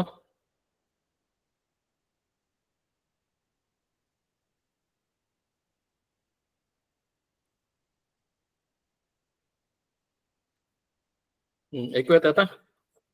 ऐकू येते, दिसतंय. ओके. शेअरिंग पण देते. ओके, आपण इथे होतो. 24 नामी सहस्त्रनामी अनंत नामी तो अनामी, तो कैसा आहे अंतर्यामी, विवेके ओळखावा श्रीराम. म्हणजे समर्थांनी सांगितलं की तो 24 नामामध्ये पण आहे, तो सहस्त्रनामामध्ये सुद्धा आहे, तो अनंत नामामध्ये सुद्धा आहे, आणि एवढं असून सुद्धा तो अनामी आहे, म्हणजे त्याला कुठलंही नाम नाही. म्हणजे थोडक्यात काय की याच्यामध्ये तो याच्यातही आहे आणि तो त्याच्यातही आहे, असा थोडासा अर्थ या समर्थांनी इथे मांडलेला आहे. म्हणजे काय की तो या संबंध सगळ्या सृष्टीमध्ये तो थ्रू अँड थ्रू भरलेला आहे. म्हणजे संबंध सगळ्या मनुष्यामध्ये, पशुपक्ष्यांमध्ये, झाडाझुडपांमध्ये तो आहे, आणि जसा तो तिथे आहे, बाहेर आहे, तसा तो आत सुद्धा आहे, म्हणजे माझ्या आत सुद्धा आहे. म्हणजे हरी कुठे आहे तर माझ्या आतही आहे आणि माझ्या बाहेरही आहे, थ्रू अँड थ्रू आहे. आणि म्हणून हे कसं ओळखावं, तो कैसा आहे अंतर्यामी, विवेके ओळखावा श्रीराम. आणि म्हणून मग समर्थ इथे सांगतात की आता बघा, अतिशय काळजीपूर्वक हा विचार ऐका समर्थांचा, आणि मग आम्हाला कळेल की उपासना करणं म्हणजे काय, पूजा करणं म्हणजे काय. समर्थ म्हणतात की ध्यान धारणा, नामस्मरण करणं म्हणजे काय. नामस्मरण करणं म्हणजे नक्की काय करायची, उपासना करायची, साधना करायची म्हणजे काय करायची, ते आता समर्थ या उपदेशाच्या समासामध्ये सांगतात. अतिशय काळजीपूर्वक ऐका. ब्राह्मण स्नान संध्या करून आला, मग तो देवार्चनास बैसला, यथा सांग तो पूजिला, प्रतिभा देवो श्रीराम. हे आम्ही सगळेजण करतो. ब्राह्मण स्नान संध्या करून आला म्हणजे काय, आम्ही सुद्धा आंघोळ करतो, स्नान करतो आणि शुचिर्भूत होतो, आणि काय करतो, पूजेला बसतो. यथा सांग तो पूजिला, प्रतिमा देवो श्रीराम. तो काय करतो किंवा आम्ही काय करतो, समोर जी आमच्या प्रतिमा आहे, समोर जी मूर्ती आहे, तिची आम्ही पूजा करतो. आता काय करतो आम्ही, म्हणजे थोडक्यात काय की आमची देवाची कल्पना काय आहे की तो देव म्हणजे त्या प्रतिमेमध्ये आहे, देव माझ्या समोर मूर्तीमध्ये आहे, आणि मी देवापासून वेगळा आहे, आणि त्याच्यामध्ये द्वैत भक्ती आहे, आणि मी त्या देवाची पूजा करतो. म्हणजे माझ्यापासून तो देव वेगळा आहे, माझ्यापासून देव दुसरा आहे, म्हणून मी त्याची पूजा करतो, असा आमचा सगळ्यांचा समज आहे. बघा पुढे म्हणतात की अरे, नाना देवांच्या नाना प्रतिमा, लोक पूजिती धरून प्रेमा, ज्याच्या प्रतिमा तो परमात्मा कैसा आहे श्रीराम. मग अनेक जण जर प्रतिमा, वेगवेगळ्या देवाच्या प्रतिमा जर पूजन करत असतील, प्रेमानं करतात, प्रत्येक जण आपापल्या देवाची पूजा प्रेमाने करतात, मग तो प्रतिमा आणि परमात्मा कसा आहे. म्हणून समर्थ म्हणतात, आम्हाला विचार करायला लावतात की अरे, ऐसे ओळखले पाहिजे, ओळखून भजन कीजे, जैसा साहेब नमस्कारी जे, ओळखिल्या उपरी श्रीराम. काय म्हणतात समर्थ, दृष्टांत देतात की अरे, साहेबाला नमस्कार करायचा आहे म्हणजे आमच्या मॅनेजरला नमस्कार करायचा आहे, किंवा माझ्या वडिलांना नमस्कार करायचा आहे, माझ्या श्रेष्ठांना नमस्कार करायचा आहे. म्हणजे थोडक्यात काय की माझ्यापेक्षा जो मोठा आहे त्याला नमस्कार करायचा आहे. जर माझ्या वडिलांना नमस्कार करायचा असेल तर वडील कोण आहेत हे मला ओळखलं पाहिजे. जर मला वडील कुठे आहेत, कुठे बसलेले आहेत ते ओळखल्याशिवाय जर मी नमस्कार केला तर तो नमस्कार माझ्या वडिलांना जाईल का, जाणार नाही. जर माझा मॅनेजर कोण आहे हे जर मी ओळखलंच नाही आणि दुसऱ्याच मॅनेजरला मी नमस्कार केला, दुसऱ्या साहेबाला जर नमस्कार केला, तर माझ्या साहेबाला नमस्कार पोचेल का, पोचणार नाही. इतक्या सहजतेने समज सांगतात की तैसा परमात्मा परमेश्वर, बरा ओळखावा पाहोन विचार, तरीच पाविजे पार भ्रमसागरात असता. म्हणून काय म्हणतात की समर्थ म्हणतात, तू श्रद्धा आहे तुझी, बरोबर आहे, तू पूजन करतोस, बरोबर आहे, तुझ्या प्रेमाच्या देवाचं पूजन करतोस, तेही बरोबर आहे. तू त्या प्रतिमेचं, त्या मूर्तीचं पूजन करतोस तेही बरोबर आहे. तू सर्व कर, पण काय कर, फक्त तू प्रतिमेमध्ये तू कसा आहे, का प्रतिमेमध्ये आहे का कुठे आहे, त्याला ओळख आणि मग तू पूजा कर. जर तू न करता, न ओळखता तो भाव, म्हणजे थोडक्यात सांगितलं काय की भाव पाहिजे. पूजा करताना जर भाव नसेल तर इट इज अ मेकॅनिकल क्रिया, मेकॅनिकल एक कवायत झाल्यासारखी आम्ही पूजा करतो आणि म्हणून तो देव आम्हाला पावत नाही. म्हणजे काय की पूजा केल्यानंतर आम्हाला समाधान वाटलं पाहिजे, पूजा केल्यानंतर आम्हाला आनंद वाटला पाहिजे, पूजा केल्यानंतर आम्हाला खूप मनामध्ये एक अतिशय सुख समाधान शांतीचा आविष्कार आमच्या मनामध्ये झाला पाहिजे. आणि त्यासाठी आम्हाला समर्थ उपदेश करतात की अरे जरी तू प्रतिमेची पूजा केलीस तरी सुद्धा तू ती प्रतिमेची पूजा कशी करावीस ते आम्हाला सांगतायत. म्हणजे काय तर आम्हाला काय होईल, तरीच पाविजे पार भ्रमसागराचं श्रीराम. आता समर्थ ती युक्ती सांगतात. काय करतात, पूजा घेता ती प्रतिमा, अंगा येतो अंतरात्मा, अवतारी तरी निजधामा येऊन गेले श्रीराम. काय म्हणतात समर्थ इथे, अरे जर तुझ्या अंतरात्म्यामध्ये सुद्धा तो आहे, बरोबर आहे, आत्ताच आपण ऐकलं की तो कुठे आहे, माझ्या अंतरात्म्यामध्ये आहे. नव्हे नव्हे माझ्या अंतरात्म्यामध्ये नाही, सगळ्यांच्या अंतरात्म्यामध्ये आहे. मग मी माझ्या जर अंतरात्म्यामध्ये असेल तर मी प्रतिमेची पूजा का करतोय.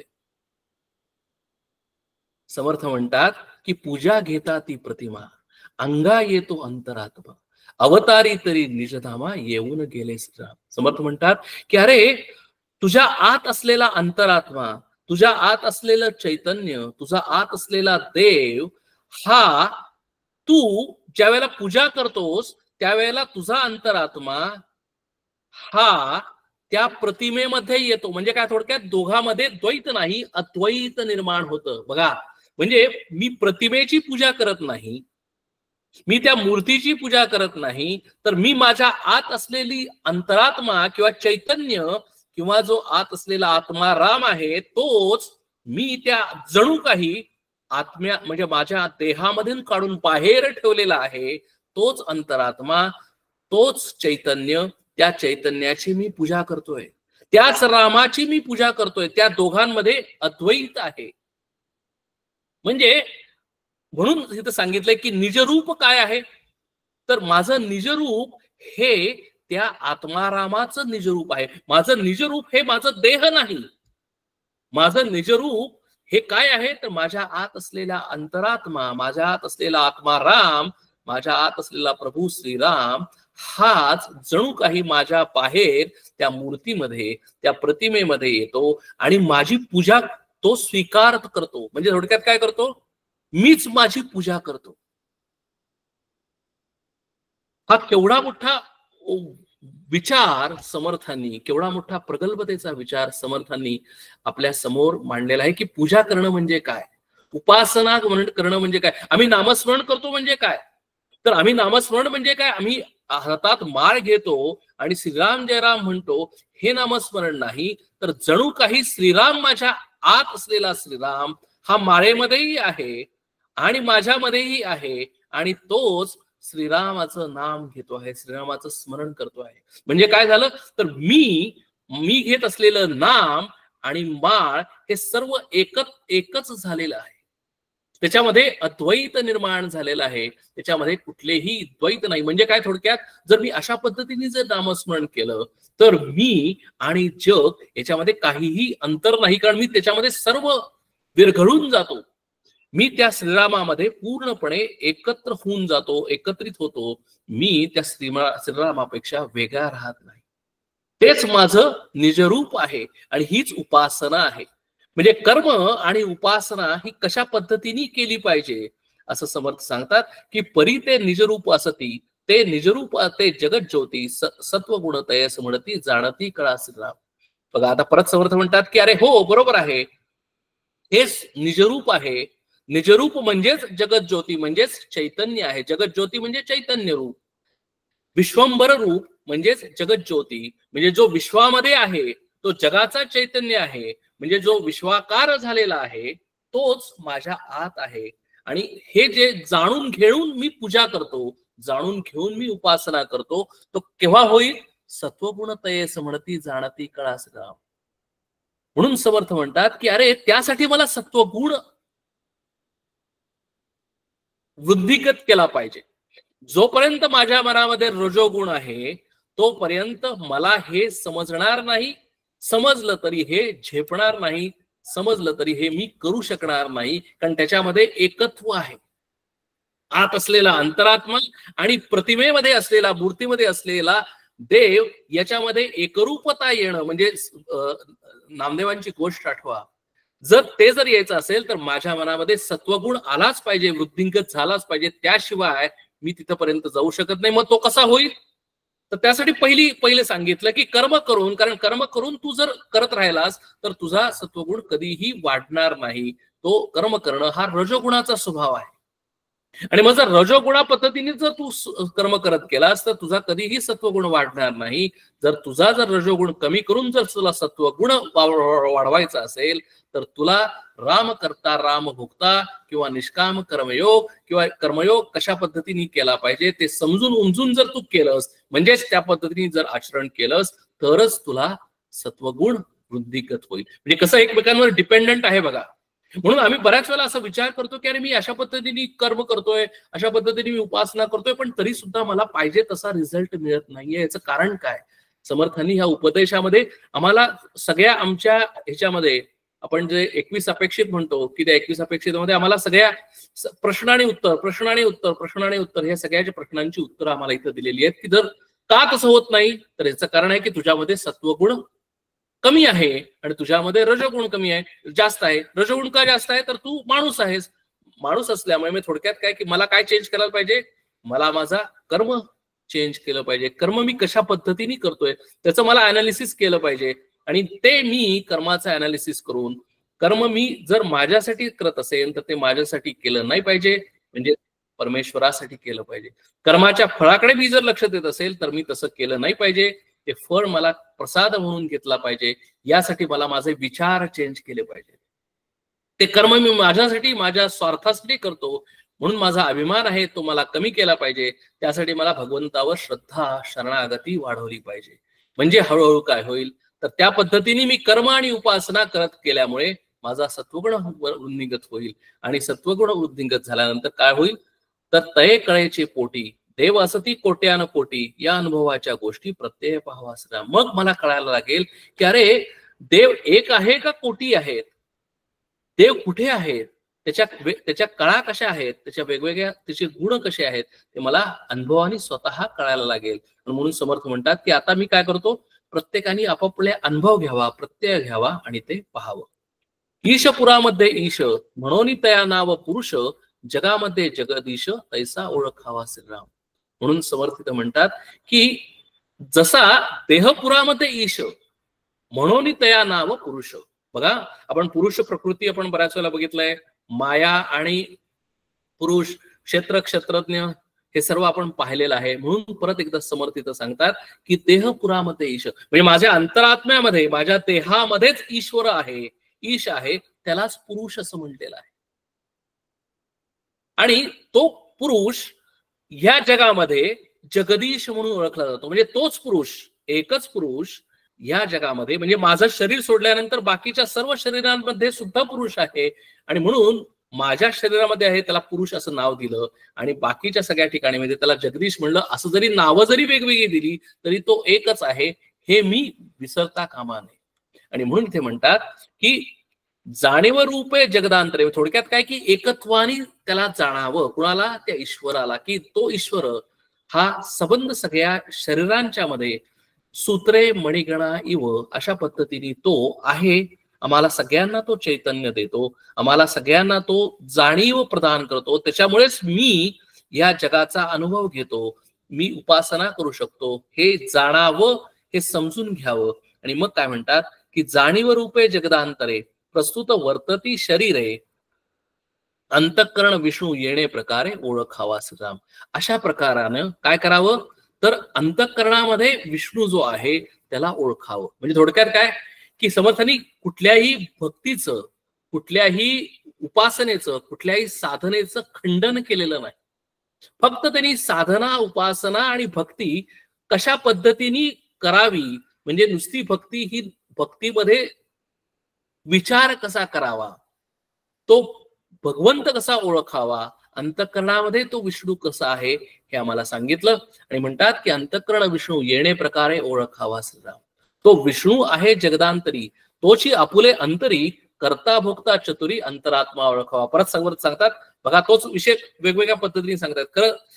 क्रक्स एकच आहे, त्याचं ऍक्च्युली समरी एकच आहे. काय आहे तर तो विष्णू कोण आहे, करता भोगता चतुरी. म्हणून आम्ही राम करता राम भोगता म्हणतो, म्हणजे ते नुसते शब्द नाहीत का, तर माझ्या आत असलेला अंतरात्मा म्हणजेच तो असलेला राम हाच करता आहे आणि तोच भोगता आहे आणि तोच अंतरात्मा आहे. बघा म्हणजे थोडक्यात मग मी कुठे आलो, अहो मी कुठे नाहीच आहे, मी इथे आलो म्हणजे माझा अभिमान इथे आला. इथेच आमचा सगळ्यांचा प्रॉब्लेम आहे. ज्या वेळेला मी अभिमान, आता तो पुढे विचार येणार आहे, पुढे म्हणतात की त्याच्या आधी समर्थ म्हणतात की एक एवढं लक्षात ठेवा की करता भोगता चतुरी, अंतरात्मा ओळखावा श्रीराम. म्हणजे कोण आहे, तोच करता आहे, तोच भोगता आहे, तोच अंतरात्मा आहे. म्हणजे माझ्या अंतरात्म्यामध्ये असलेला जो ईश्वर आहे तोच करता आहे, तोच सह करतोय. म्हणजे मला असा कधीही अभिमान वाटता कामा नये. कधीही मी माझ्या मनामध्ये की माझ्यामुळे झालं, मी एवढं केलं, मी केलं म्हणून माझं घर सगळं उभं राहिलं, मी केलं म्हणून माझा समाज किती मोठा झाला, माझ्यामुळे मी किती लोकांना मी शिकवलं, मी किती मोठा आहे, मी किती कर्तृत्ववान आहे, असं जर माझ्या मनामध्ये जो अभिमान आला तर समर्थ म्हणतात की राजा तू अंतरात्म्याला ओळखले नाहीस. अरे पंगुम लंगयते गिरीम, तो जर आहे म्हणून तू आहेस, तो आहे म्हणून तू बोलू शकतोयस, तो आहे म्हणून तू काम करू शकतोयस, कर्तव्य करू शकतोयस, कर्म करू शकतोयस. म्हणून देणारा सुद्धा तोच आहे, करवणारा सुद्धा तोच आहे, करता करविता तो आहे. म्हणजे कोण आहे, ईश्वर आहे, अंतरात्मा आहे. आता पुढे म्हणतात एक देखे एक हुंगे, एक देखे हुंगे चाखे, जाणोनी विचारे ओळखे, कित्येक आपुले पारिखे, जाणत आहेच नाम. म्हणून समर्थ म्हणतात की अरे तू आहे म्हणून तू बघू शकतोयस, तो आहे म्हणून तू श्वास घेऊ शकतोयस, हुंगू शकतोयस. म्हणजे तू नाकाचं फंक्शन जे आहे, जिभेचं फंक्शन आहे, माझ्या ज्या पंच ज्ञानेंद्रियांचं जे फंक्शन आहे, हे फंक्शन त्या शरीरामुळे नाही, त्या ज्ञानेंद्रियांमुळे नाही, तर ज्ञानेंद्रियांना जो शक्ती देतो, तो शक्ती देणारा तो परमेश्वर, तो करता माझ्या आत असलेला अंतरात्मा आहे.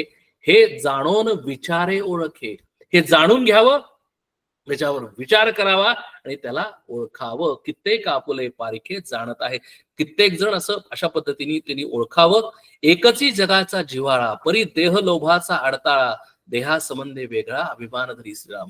म्हणून समर्थ आता पुढे देतात तेच उपासना उपदेश जो आहे तो पुढे देतात. कसं झालं, कर्म उपासना. आता उपासना पुढच्या लेवलला गेल्यानंतर, नेक्स्ट स्टेजला गेल्यानंतर, नेक्स्ट स्टेपला गेल्यानंतर काय होतात, काय अडथळा निर्माण होतो, व्हॉट इज हिंड्रन्स, अभिमान हा हिंड्रन्स होतो. कारण अभिमान हा एकच मला सारखा त्या देवापासून वेगळा करवतो. अभिमान सारखा म्हणतो की हा देह माझा आहे, ममत्व म्हणजे हे माझे आहेत, ही संपत्ती माझी आहेत, मुलंबाळ माझी आहेत, हे माझी कंपनी आहे, ही माझी सत्ता आहे. हा कोण आहे, अभिमान आहे. देह माझा आहे म्हणजे कर्तृत्व, म्हणजे ममत्व, अहम भाव आणि मम भाव, अहंकार आणि ममत्व हे दोनच मला प्रॉब्लेम करतात आणि ते मला या देहाच्या अनुषंगाने आहेत. बघा, आणि म्हणून आता देहामध्ये ते वेगळे झाले पाहिजेत, अभिमान वेगळा झाला पाहिजे आणि तो अभिमान पडला पाहिजे. तोपर्यंत आम्हाला, म्हणून इथे म्हणतात की हे सगळं शब्दांनी जरी मला कळलं तरी मला त्याचा अनुभव येत नाही. याचं कारण काय, की एकच प्रॉब्लेम आहे, एकच अडथळा आहे आणि तो म्हणजे एकची जगाचा जिव्हाळा, परी देह लोभाचा अडताळा, देह संबंधे वेगळा, अभिमान धरी श्रीराम. म्हणजे या देहामध्ये असलेला, देहाबद्दलचा जो माझा स्वतःचा अभिमान आहे, तोच जोपर्यंत आहे तोपर्यंत मला अनुभव येणार नाही, तोपर्यंत मला अंतरात्मा ओळखता येणार नाही. मला शब्दाने कळेल, हा समास ऐकल्यानंतर मला शब्दाने कळेल, पण मला त्याचा अनुभव येणार नाही. आणि म्हणून इथे म्हणतात की उपजे वाढे मरे मारी, जैसा उचलती लहरीवरी लहरी, चंचल सागरी भरोवरी, त्रैलोक्य होत जाते श्रीराम. त्रैलोका वर्तवती एक, म्हणून त्रैलोक्य नायक ऐसा प्रत्ययाचा विवेक पाहना कैसा श्रीराम. आता तिसरा म्हणजे काय तर ज्ञान आलं. आणि ज्ञान आलं म्हणजे असी पद आलं, तत्त्वम असी, ते तू आहेस. म्हणजे ते आणि तू याच्यामध्ये डिफरन्स नाही, ते आणि तू याच्यामध्ये एकत्व आहे. असे पद म्हणजे एकत्व आहे. आणि म्हणजे थोडक्यात काय की देव हा बाहेर नाही, अंतरात्मा जो आहे तोच तू अंतरात्मा आहेस. तू स्वतः जीवात्मा आणि अंतरात्मा हे दोन वेगळे नाहीस. तू जीव नाहीसच. तू कोण आहेस? तू अंतरात्मा आहेस. म्हणजे नाहम जीवा परमात्मा इति. म्हणजे तू काय आहेस? ब्रह्म सत्यम जगन मिथ्या. तू काय आहेस तर तू स्वतः ब्रह्मस्वरूप आहेस. तू स्वतः परमात्मा स्वरूप आहेस.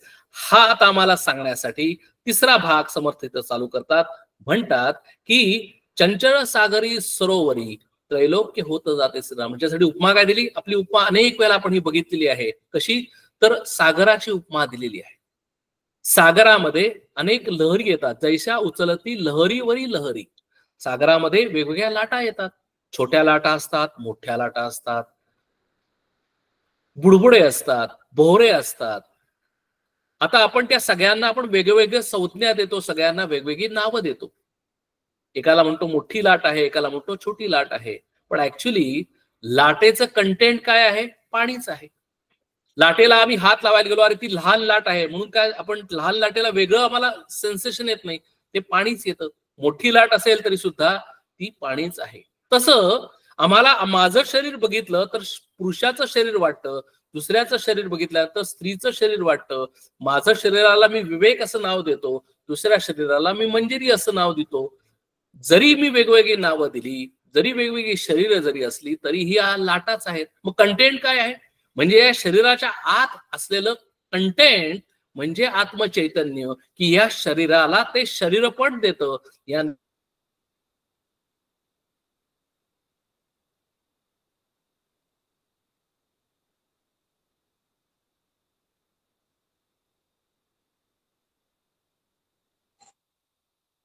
म्हणजे आता वेगवेगळ्या देव झाले, वेगवेगळ्या देव झाल्यानंतर अंतरात्मा झाला आणि अंतरात्मा म्हणजेच त्रैलोक्य नायक आहे.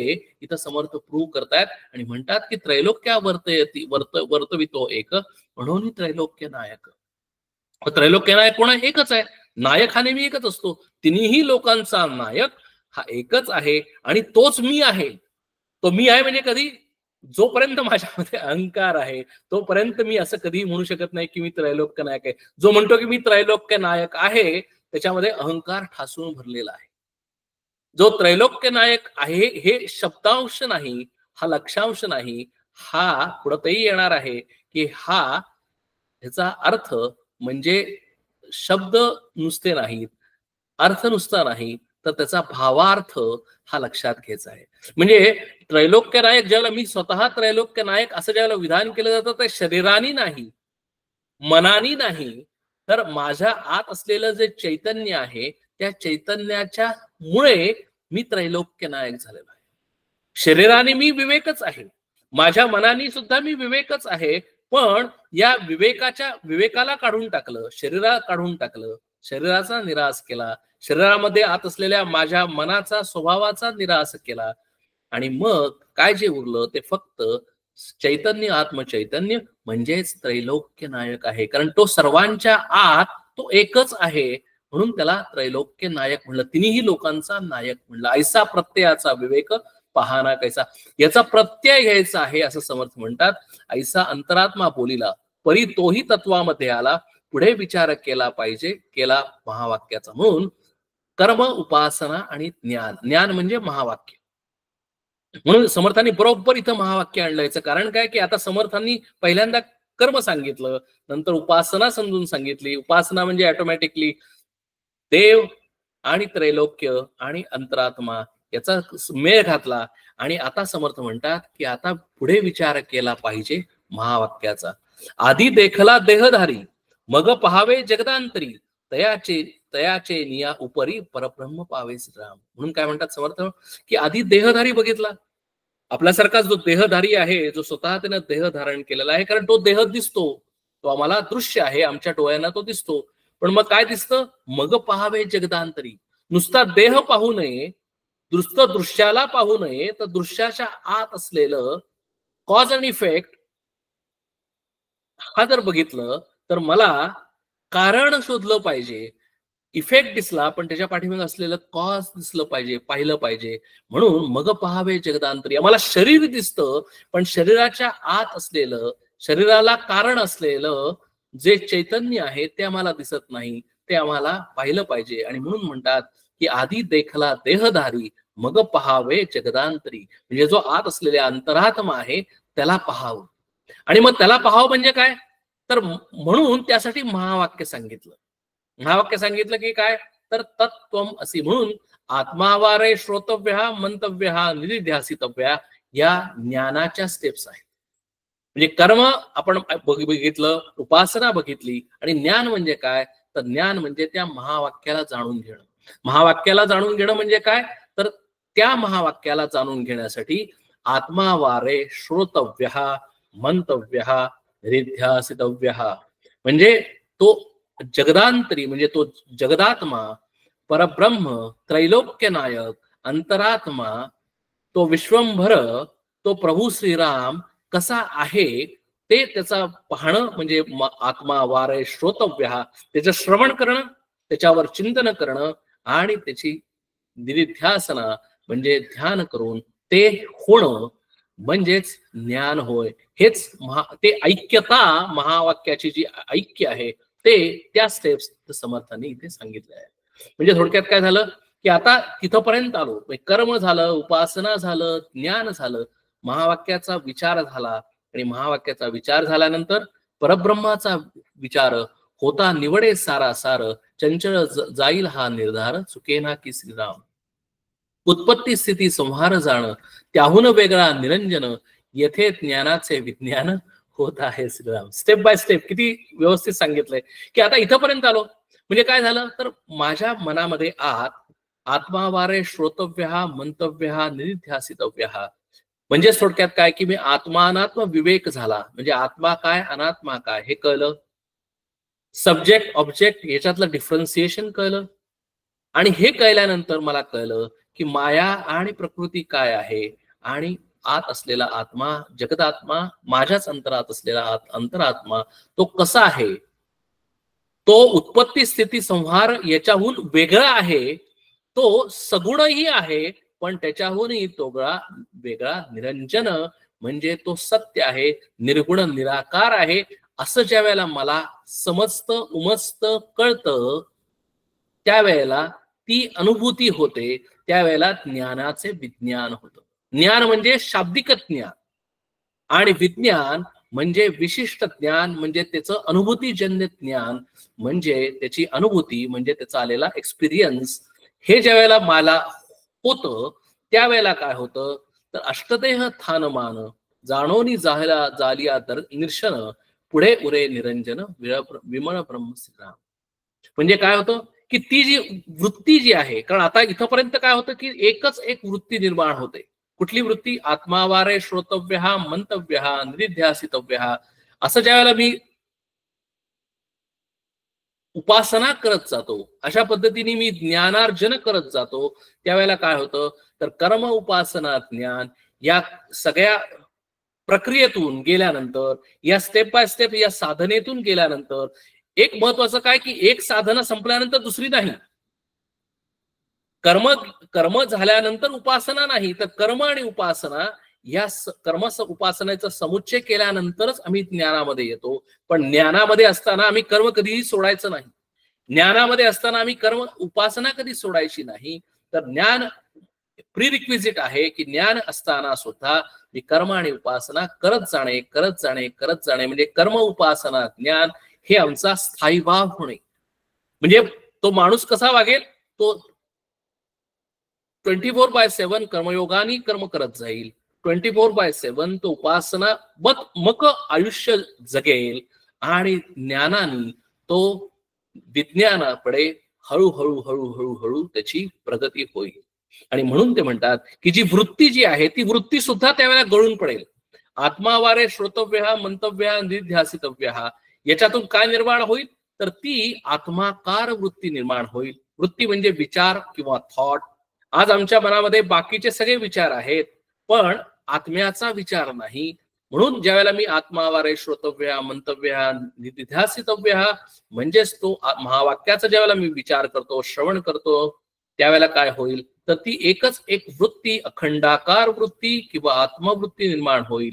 आणि वृत्तीनं मला ज्ञान होईल की अरे मी कोण आहे, मी हा देह नाही तर मी तो स्वतः आहे. हे ज्या वेळेला मला ज्ञान होईल त्यावेळेला ती वृत्ती सुद्धा गळून पडेल. आणि म्हणून बघा ते वृत्ती निवृत्तीला बरे पहा श्रीराम. विचाराची अनन्य झाला पाहणारा विन प्रत्यय आला. तेही वृत्ती निवृत्तीला बरे पहा श्रीराम. म्हणजे ते म्हणतात की अरे काय झालं तर ती वृत्ती सुद्धा गळून पडली आणि काय राहिलं तर आता काहीही नाही, वृत्तीही नाही, विचारही नाहीत, काहीही नाही. तो निरंजन ती अवस्था निर्माण झाली. ती अवस्था म्हणजेच ही निरंजन अवस्था आहे, ती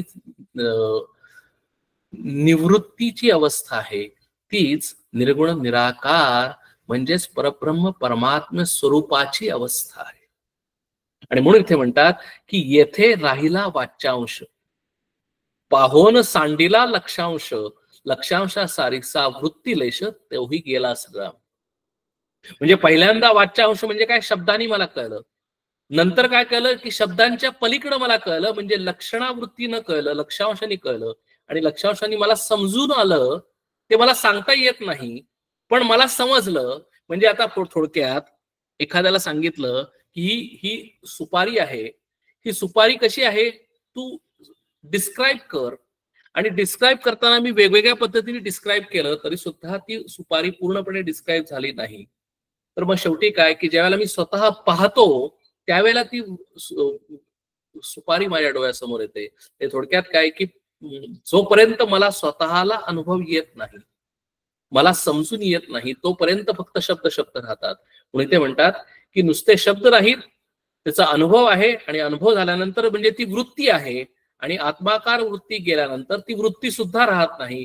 लक्षांशा सारिका वृत्तीलेश तोही गेला. म्हणजे ती वृत्ती सुद्धा निघून जाते. बघा म्हणजे आम्ही थोडक्यात आपण जर असं समजून घेतलं की आम्ही श्रीराम जय राम जय जय राम हे नामस्मरण करतो. पहिल्यांदा काय करतोय आम्ही तोंडानी म्हणतोय नामस्मरण करतोय, श्रीराम जय राम जय जय राम म्हणतोय. अजून आम्हाला त्याच्यामध्ये नेक्स्ट स्टेपला गेल्यानंतर नामस्मरणाच्या पुढच्या स्टेपला गेल्यानंतर मी आणि वृत्ती म्हणजे श्रीरामाची वृत्ती जी माझ्या मनामध्ये उतले त्याच्यामध्ये मी एकत्र झालो. मी आणि प्रभू श्रीराम ज्याला मी श्रीराम जय राम जय जय राम म्हणतो त्यावेळेला तो विचार माझ्या डोळ्यासमोर येतो, माझ्या मनामध्ये येतो. माझ्या मनामध्ये कोदंडधारी राम निर्माण होतो, ती वृत्ती विचार थॉट निर्माण होतो आणि बाकीच्या सगळ्या वृत्ती गळून पडतात. म्हणजे माझ्या मनामध्ये एकच एक वृत्ती आत्माकार वृत्ती किंवा प्रभू श्रीरामाची वृत्ती राहते. आणि त्या वृत्ती व्यतिरिक्त माझ्या मनामध्ये दुसऱ्या कुठल्याही वृत्ती विचार थॉट पुरत नाहीत. म्हणजे माझ्या मनामध्ये मी कुठे आहे, मी काय करतो आहे, मग मी कुठे काम करतो आहे, माझं नाव काय आहे, या सगळ्या वृत्ती हे सगळे विचार माझ्या मनातून तात्पुरते त्यावेळेला सगळे निराश होतात. आणि मी काय होतो प्रभू श्रीरामाच्या वृत्तीशी त्या विचाराशी त्या थॉटशी एकरूप होतो. आणि मग अशा वृत्तीने मी त्याच्याशी एकरूप झाल्यानंतर काय होतं ती वृत्ती सुद्धा विरून जाते. म्हणजे काय होतं ते आता त्या वृत्तीची मला गरजच नाही, कारण मला एकदा ती वृत्ती कळली, तो प्रभू श्रीराम काय आहे कळला, ती वृत्ती सुद्धा हळूहळू निराश होते. वृत्ती आहे ती सगुणामध्ये आहे आणि वृत्ती ज्यावेळेला ती निराश होते त्यावेळेला ती वृत्ती निर्गुण होते. म्हणजे थोडक्यात काय की वृत्ती रहित होते. वृत्ती लेश म्हणजेच वृत्ती रहित म्हणजेच काय होतं तो निर्गुण निराकार निरंजन असलेला परमात्म्याची जी अवस्था आहे ती त्या साधकाला प्राप्त होते. हाच उपदेश आहे. म्हणून प्रत्येक साधकासाठी हा एकच उपदेश समर्थांनी इथे सांगितलेला आहे आणि तीच फायनल अवस्था आहे, फायनल डेस्टिनेशन आहे. आणि तेच आम्ही करणं अपेक्षित आहे. म्हणजे थोडक्यात काय की आम्ही सुरुवातीपासून कर्मापासून आम्ही चालू केलं. कर्म करत करत करत आम्ही काय केलं तर वेगवेगळ्या उपासना केल्या, कर्माला उपासनेमध्ये बदललं. कर्म आधी कर्मजन्य म्हणजे थोडक्यात आम्ही फक्त मेकॅनिकल कर्म करत होतो, शरीरानी ज्ञानेंद्रियांनी कर्मेंद्रियांनी कर्म करत होतो, आमच्यासाठी कर्म करत होतो, फळासाठी कर्म करत होतो. ते बदलून हळूहळू हळूहळू काय केलं तर आम्ही आमच्यासाठी कर्म करत नाही, तर आम्ही परमेश्वरासाठी कर्म करतो. नवे नवे परमेश्वरच आमच्याकडून कर्म करून घेतो. नवे नवे जे काही कर्मातून जे फळ आम्हाला मिळतं ते कर्मचं फळ आमच्यासाठी नाही, तर ते भगवंतासाठी आहे. तोच महेश्वर आहे, कर्ता भोक्ता तो आहे. तोच आम्हाला सर्व काही आमच्याकडून करून घेतो. ते फळ सुद्धा आम्ही खात नाही, आम्ही त्याचं उपभोग घेत नाही, तर ते फळ तो उपभोग तो आमचा असलेला जगदीश्वरच घेतो. अशा पद्धतीने आम्ही कर्म आणि उपासना करत करत करत करत करत केल्यानंतर काय जर होत असेल तर माझ्या मनामधल्या बाकीच्या सर्व वृत्ती हळूहळू गळून पडतात, बाकीचे सगळ्या कामना हळूहळू गळून पडतात. माझ्यामध्ये हळूहळू वैराग्य निर्माण होतं. माझ्यामध्ये फक्त त्या परमेश्वराबद्दलची आसक्ती निर्माण होते. ती आसक्ती राहते, बाकीच्या सर्व आसक्ती हळूहळू गळून पडतात. एकच एक भक्तीचा उदय निर्माण होतो. आणि आल्यानंतर काय होतं तर अशा पद्धतीने मी त्या भगवंताशी एकरूप होत होत होत होत होत मी तो भगवंत काय आहे याच्या पद्धतीने विचार करायला लागतो. तो भगवंत बाहेर नाही, तो भगवंत माझ्या आतच आहे ह्याच्याबद्दल मला खात्री पटते. तो भगवंतापासून मी एक क्षणही वेगळा नाही याच्याबद्दल साधकाला खात्री पटते. भगवंत बाहेर नाही, तो भगवंत आतच आहे, अंतरात्म्यामध्ये आहे, तो आत्मारामामध्ये आहे, हेही त्या साधकाला खात्री पटते. हळूहळू तो भगवंत नुसता माझ्यामध्ये नाही, तिथे तो सर्व सृष्टीमध्ये, सर्व माणसांच्या मध्ये, पशुपक्ष्यांच्या मध्ये, सर्व चराचरामध्ये, झाडाझुडपांमध्ये, पानांमध्ये आहे. नुसता आहे नाही तर तो सर्वांना चालवतोय याची त्याला खात्री पटते, याचा त्याला प्रत्यय येतो, त्याचा त्याला अनुभव येतो. आणि मग ते जे आहे ते देवाचं स्वरूप काय आहे त्याला कळतं. आणि देवाचं स्वरूप काय आल्यानंतर त्याला लक्षात आल्यानंतर त्याला कळतं की मी शरीर नाही, मी कर्म करणारा नाही, मी इथे करता नाही, मी भोगता नाही, मी फक्त तो आहे. म्हणजे थोडक्यात काय की मी स्वतः आत असलेला चैतन्य स्वरूप असलेला, निसंग असलेला, निस्पृह असलेला तो आत्मचैतन्य म्हणजेच तो त्रैलोक्य नायक जो माझ्या आतच आहे तोच मी आहे. आणि मग मी काय करतोय तर मी फक्त आता त्यानं सांगितलेलं जे काही काम आहे ते मी करतो आहे. आणि म्हणून हा समास सांगितल्यानंतर पुढचा समास चालू होतो. तो समास आपण सुरुवात करूया आणि पुढच्याला पाहूया. समास 10वा निस्पृह वर्तणूक. म्हणजे मग ते असं झाल्यानंतर तो माणूस कसा वागेल बघा. म्हणजे थोडक्यात काय की हे मला कळल्यानंतर मी त्या शरीरातच आहे, मला मन आहे, मी कर्म तच करणार आहे, पण आता माझी वागणूक कशी बदललेली आहे बघा. माझी वागणूक आता मी कर्म करतो ते माझ्यासाठी नाही, मी कर्म करतो त्या समाजासाठी करतो, लोकांसाठी करतो, लोकसंग्रहासाठी करतो, लोकांचं कल्याण व्हावं यासाठी करतो. आता मला माझ्या काहीही मिळवायचं नाही, किंबहुना मिळवण्यासारखं काहीही राहिलेलं नाही. म्हणून तो काय करतो, त्याची वागणूक ही निस्पृह वर्तणूक होते. आणि म्हणून निस्पृह वर्तणूक म्हणजेच तो काय होतो तो महंत होतो. म्हणून पहिल्यांदा आधी स्वतः महंत होणं आणि मग लोकसंग्रह करणं, लोकांना उपदेश करणं हे समर्थन अपेक्षित आहे. म्हणून स्वामी विवेकानंदांनी सुद्धा म्हणलेलं आहे की आत्मनो मोक्षार्थ जगत हितायच. पहिल्यांदा आत्मनो मोक्षार्थ, पहिल्यांदा मी कोण आहे मला कळलं पाहिजे, मी मोक्ष स्वरूप झालं पाहिजे, आणि त्याच्यानंतरच मी जगत हितायच करू शकतो. आधी करू शकत नाही, कारण आधी तोपर्यंत मी निस्पृह वागूच शकत नाही, कारण अजूनही मला अभिमान आहे, अजूनही मला देहबुद्धी आहे, अजूनही मला ममत्व आहे. आणि म्हणून प्रिरिक्विजिट काय आहे समाज 10व्याचं की निस्पृह वर्तणुकीसाठी समर्थ म्हणतात की मूर्ख एकदेशी होतो, चतुर सर्वत्र पाहतो, जैसा बहुधा होन भोगितो नाना सुखे श्रीराम. तोची अंतरात्मा महंत, तो का होईल संकोचित, प्रशस्त जाणावा समस्त विख्यात योगी श्रीराम. म्हणून समर्थ म्हणतात की अरे चतुर आहे तो कोण आहे, जो ज्याला अनुभव आलेला आहे, ज्याला प्रत्यय आलेला आहे, ज्याला हे कळलेलं आहे तो चतुर आहे. आणि तो एकच राहिलेला नाही, म्हणून बहुधा होऊन भोगितो नाना सुखे श्रीराम. म्हणून तो संकुचित राहिलेला नाही. म्हणून आम्ही बघा, आम्हाला जर दुसऱ्या माणसाला जर यश मिळालं तर आम्हाला वाटतं की अरे नाही मला यश मिळायला पाहिजे होतं, आम्ही संकुचित असतो. म्हणून महंत म्हणजे काय तर हे लीडर क्वालिटीज आहेत. आता बघा, एखाद्या कंपनीमध्ये जर आपण बघितलं तर मी स्वतः एक इंडिव्हिज्युअल कॉन्ट्रीब्युटर आहे आणि मला एक यश मिळालं, मला काहीतरी अकम्प्लिशमेंट झाल्या आणि म्हणून सगळ्यांनी माझी वाहवा केली, मला एक बक्षीस मिळालं, मी खुश होतो.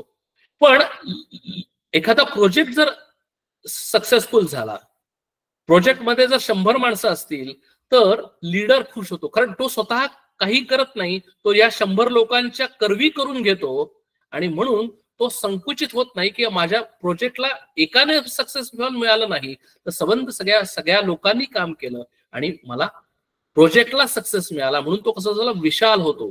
तसा हा महंत आहे, तसा हा ज्ञानी माणूस आहे, तसा हा ज्ञानी भक्त आहे. तोची अंतरात्मा महंत, तो का होईल संकोचित, प्रशस्त जाणावा समस्त विख्यात योगी. म्हणून तो काय म्हणतो की वसुधैव कुटुंबकम ही जी आमच्या संस्कृतीमध्ये असलेली जी कन्सेप्ट आहे ती ह्याच्यामध्ये आहे की वसुधैव म्हणजे काय, तर प्रत्येक जण माझे भाऊबंद आहे. म्हणजे स्वामी विवेकानंदांनी ज्यावेळेला अमेरिकेमध्ये जाऊन हे विधान केलं की brothers and sisters of America, हे शब्द नाही तर ही त्याला आलेली अनुभूती आहे की ज्या वेळेला ते असं म्हणतात त्यावेळेला त्यांना त्यांच्या संबंध सगळ्या म्हणून हा मानवतावाद होतो, हा संकुचित वाद होत नाही की मी आणि माझ्यापुरतं हे माझे आणि दुसऱ्याचे, हे माझ्या घरचे, हे माझे नातेवाईक आणि दुसरे लांबचे, असा त्याच्यामध्ये विचार होत नाही. हे विश्वची माझी घर, ऐसी मती जयाची स्थिर, किंबहुना चराचर आपण झाला. तो कसा होतो, एकदम विशाल होतो आणि असा जो आहे तो संकोचित असू शकत नाही. म्हणून ते म्हणतात की तो योगी हा शब्द वापरलाय, प्रशस्त जाणता समस्त विख्यात योगी सिद्धा. म्हणून तो कोण झालेला आहे, तो योगी म्हणलेला आहे. करता भोक्ता तत्वता भूमंडळी सर्व सत्ता, त्या वेगळा त्या संज्ञाता पाहेसा कवणू श्रीराम. ऐसे महंते असावे सर्व सार शोधून घ्यावे, पाहो जाता न सापडावे एकाएकी श्रीराम. म्हणून समर्थाला महंताची लक्षणं सांगतात की तो कसा आहे, तर तो सर्वांमध्ये आहे पण तो कुणामध्येही नाही. तो कसा आहे, तो निस्पृह आहे, तो सगळ्यांच्या मध्ये काम करतो. आता बघा, हे सगळ्यात जास्त महत्वाचं आहे की माझ्या आत असलेला आत्मचैतन्य हे माझ्याशी कधीही एकरूप होत नाही, ते होत नाही. ते जर लिप्त झालं तर काय होईल, ते लिमिटेड होईल. आणि म्हणून जर जो महंत आहे, जो योगी आहे, जो साधू आहे, तो लिमिटेड नसतो, तो अनलिमिटेड असतो. म्हणजे तो कोण संकुचित नसतो. मग त्यामुळे तो काय करतो, सगळ्यांच्या मध्ये सारख्या पद्धतीने वागतो, अनबायस पद्धतीने वागतो. आम्ही कसे वागतो, आम्ही आमच्या नातेवाईकांशी चांगलं वागतो, आम्ही आमच्या दूर लोकांशी जे आमचे नातेवाईक नाहीत त्यांच्याशी आम्ही चांगलं वागत नाही, कारण का की ते आमचे आणि ते दुसऱ्याचे, असं आमच्या मनामध्ये भेद असतो.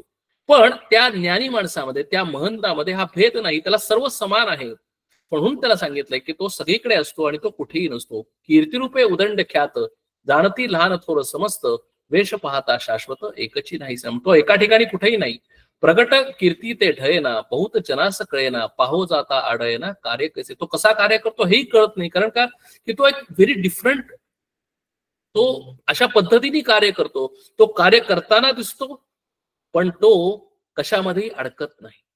वेशभूषण ते दूषण, कीर्तिभूषण ते भूषण, चालणे विण एक क्षण, जाऊच नेती श्रीराम. त्यागी ओळखीचे जन, सर्व काळ नित्य नूतन, लोक शोधून पाहती मन, परी इच्छा दिसेना श्रीराम. तो अतिशय, त्यामुळे तो नित्य नूतन वाटतो, भासतो. सर्व लोक त्याला ओळखतात पण तो कुणालाही ओळखत नाही. याचा अर्थ काय, भगवंत सुद्धा गीतेमध्ये ते सांगतात की मी सगळ्यांच्या मध्ये आहे पण मी कुणामध्येही नाही. पुरते कोणाकडे पाहेना, पुरते कोणाशी बोलेना, पुरते एक स्थळी राहेना, उठून जातो. तो एका ठिकाणी राहत नाही, तो सारखं वेगवेगळ्या ठिकाणी जातो. जाते स्थळ तो सांगेना, सांगितले तेथे तरी जायना, आपली स्थिती अनुमाना येवोच नाही दिसना. तो कुठे जातो कळत नाही, तो जाताना सांगत नाही. म्हणजे थोडक्यात काय की तो एका जागी लोकांच्या मध्ये राहत नाही, कारण का की अटॅचमेंट होऊ नये म्हणून.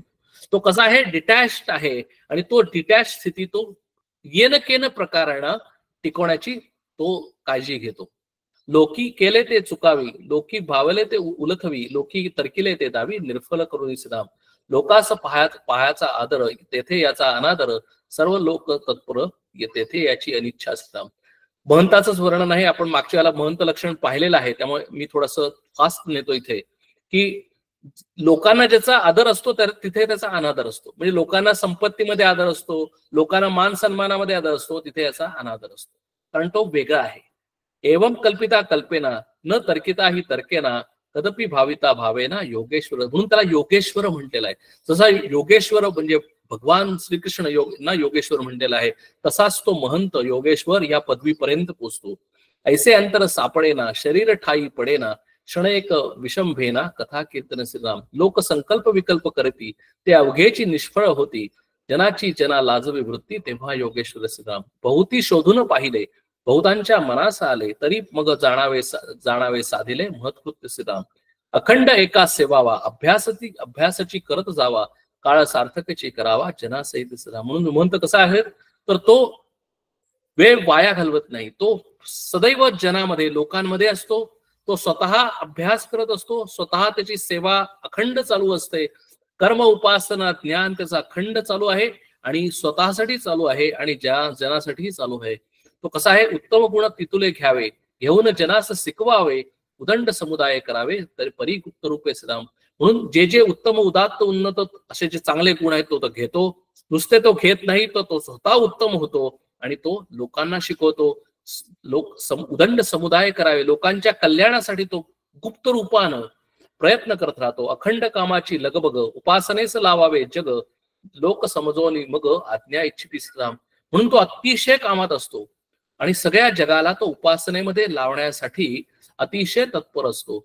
आधी कष्ट मग फळ, कष्टाची नाही ते निर्फळ, साक्षेपे विण केवळ वृथा पृष्ठ श्रीराम. म्हणून समर्थ म्हणतात की समर्थ अतिशय प्रयत्नात वादी असतात. समर्थांचा नेहमी प्रयत्नावर भर आहे की आधी आम्ही प्रयत्न केले पाहिजेत, प्रयत्न केल्याशिवाय आम्हाला कुठलंही फळ मिळणार नाही. म्हणून लोक बहुत शोधावे त्यांचे अधिकार जाणावे, जाणवणी धरावे जवळी दुरी श्रीराम. समर्थ हे महंताचं लक्षण सांगतात की तो लोकसंग्रहामध्ये आहे, वेगवेगळ्या लोकांमध्ये तो वावरतोय, पण त्याला कोण लोकांबद्दल अतिशय ज्ञान आहे, कोण लोक कशी आहेत, कुणाचा कसा स्वभाव आहे, कुणाचा कसा अधिकार आहे हे त्याला पूर्णपणे माहिती आहे.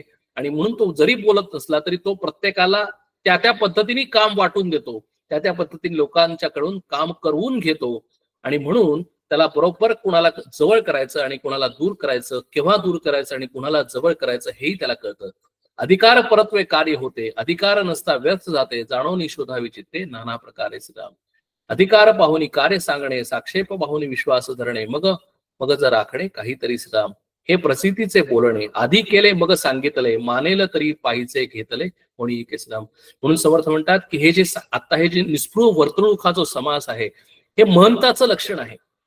आणि महंत हा बोलून सांगून असा करता येत नाही, तो कसा आहे, तो आधी घडला पाहिजे आणि तो घडल्यानंतर अनुभवाने ते बोललं पाहिजे. आणि म्हणून समर्थ सुद्धा म्हणतात की मी जे सांगतोय हे अनुभवाने सांगतोय, आधी मी केलेलं आहे आणि म्हणूनच मी सांगू शकतो. आणि मग तिने काय करावं, महंते महंत करावे, युक्ती बुद्धीने भरावे, जाणते करून विखरावे नाना देशी श्रीराम. म्हणून महंताचं कार्य सांगितलं सगळ्यात शेवटी की महंतांनी काय करावं, तर महंतांनी आपल्यासारखे अजून महंत तयार करावे.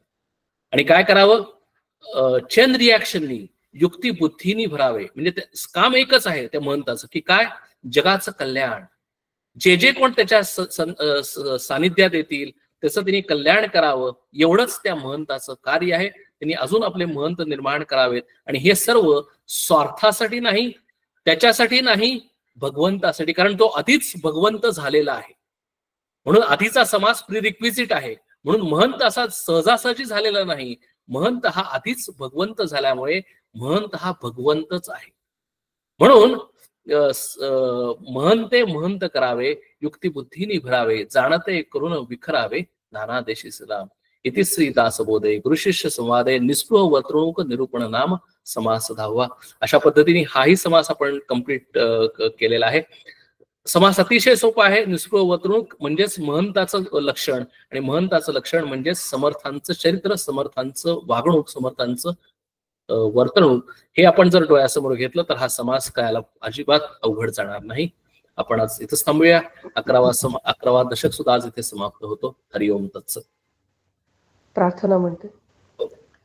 कल्याण करी राम राया, राम राया कल्याण करी देवराया, जनहित विवरी, जनहित विवरी, जनहित विवरी कल्याण करी राम राया.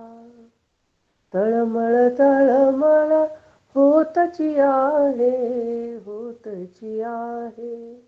हे जन हाती धरी दयाळा, कल्याण करी राम राया. अपराधी जन चुकतची गेले, चुकतची गेले. तुझा तूची सावरी दयाळा, कल्याण करी राम राया. कठीण त्यावरी कठीणची झाले, कठीणची झाले. आता न दिसे उरी दयाळा, कल्याण करी राम राया. कोठे जावे काय करावे, काय करावे. आरंभिली बहरी दयाळा, कल्याण करी राम राया. दास म्हणे आम्ही केले पावलो, केले पावलो. दयेसी नाही सरी दयाळा, कल्याण करी राम राया. देवराया कल्याण करी राम राया, राम राया कल्याण करी राम राया. छान. नेहमीप्रमाणे मी लाईन्स ओपन केलेले आहेत. ऑडिओ आणि व्हिडिओ आपण अनम्यूट करून बोलू शकतो. आज जरा थोडासा प्रॉब्लेम झाला ऑडिओचा, लक्षात आला. पण किती प्रॉब्लेम आला मला माहिती नाही, किती ऑडिओ गेला हेही मला माहिती नाही. पण लॅपटॉप बदलल्यानंतर आता परत बहुतेक सगळं व्यवस्थित ऐकू आलं असावं. पण जर समजा आधीच्या सेशन मधलं जर काही जर शंका असतील, काही कळलं नसेल, काही जर हे असेल तर आपण नक्की विचारा, म्हणजे आपण त्याच्यावर थोडंसं बोलू शकतो. थोडा उशीर झालाय पण काही हरकत नाही. आपण कारण हा दोन्ही समाज हे अतिशय महत्वाचे आहेत. तर काही जर असेल तर आपण नक्की विचारा.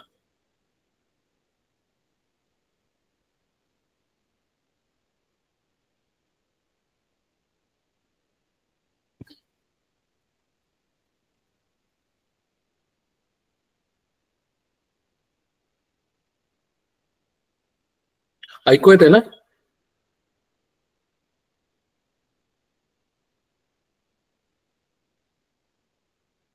येतंय. हो हो येतंय. Okay okay.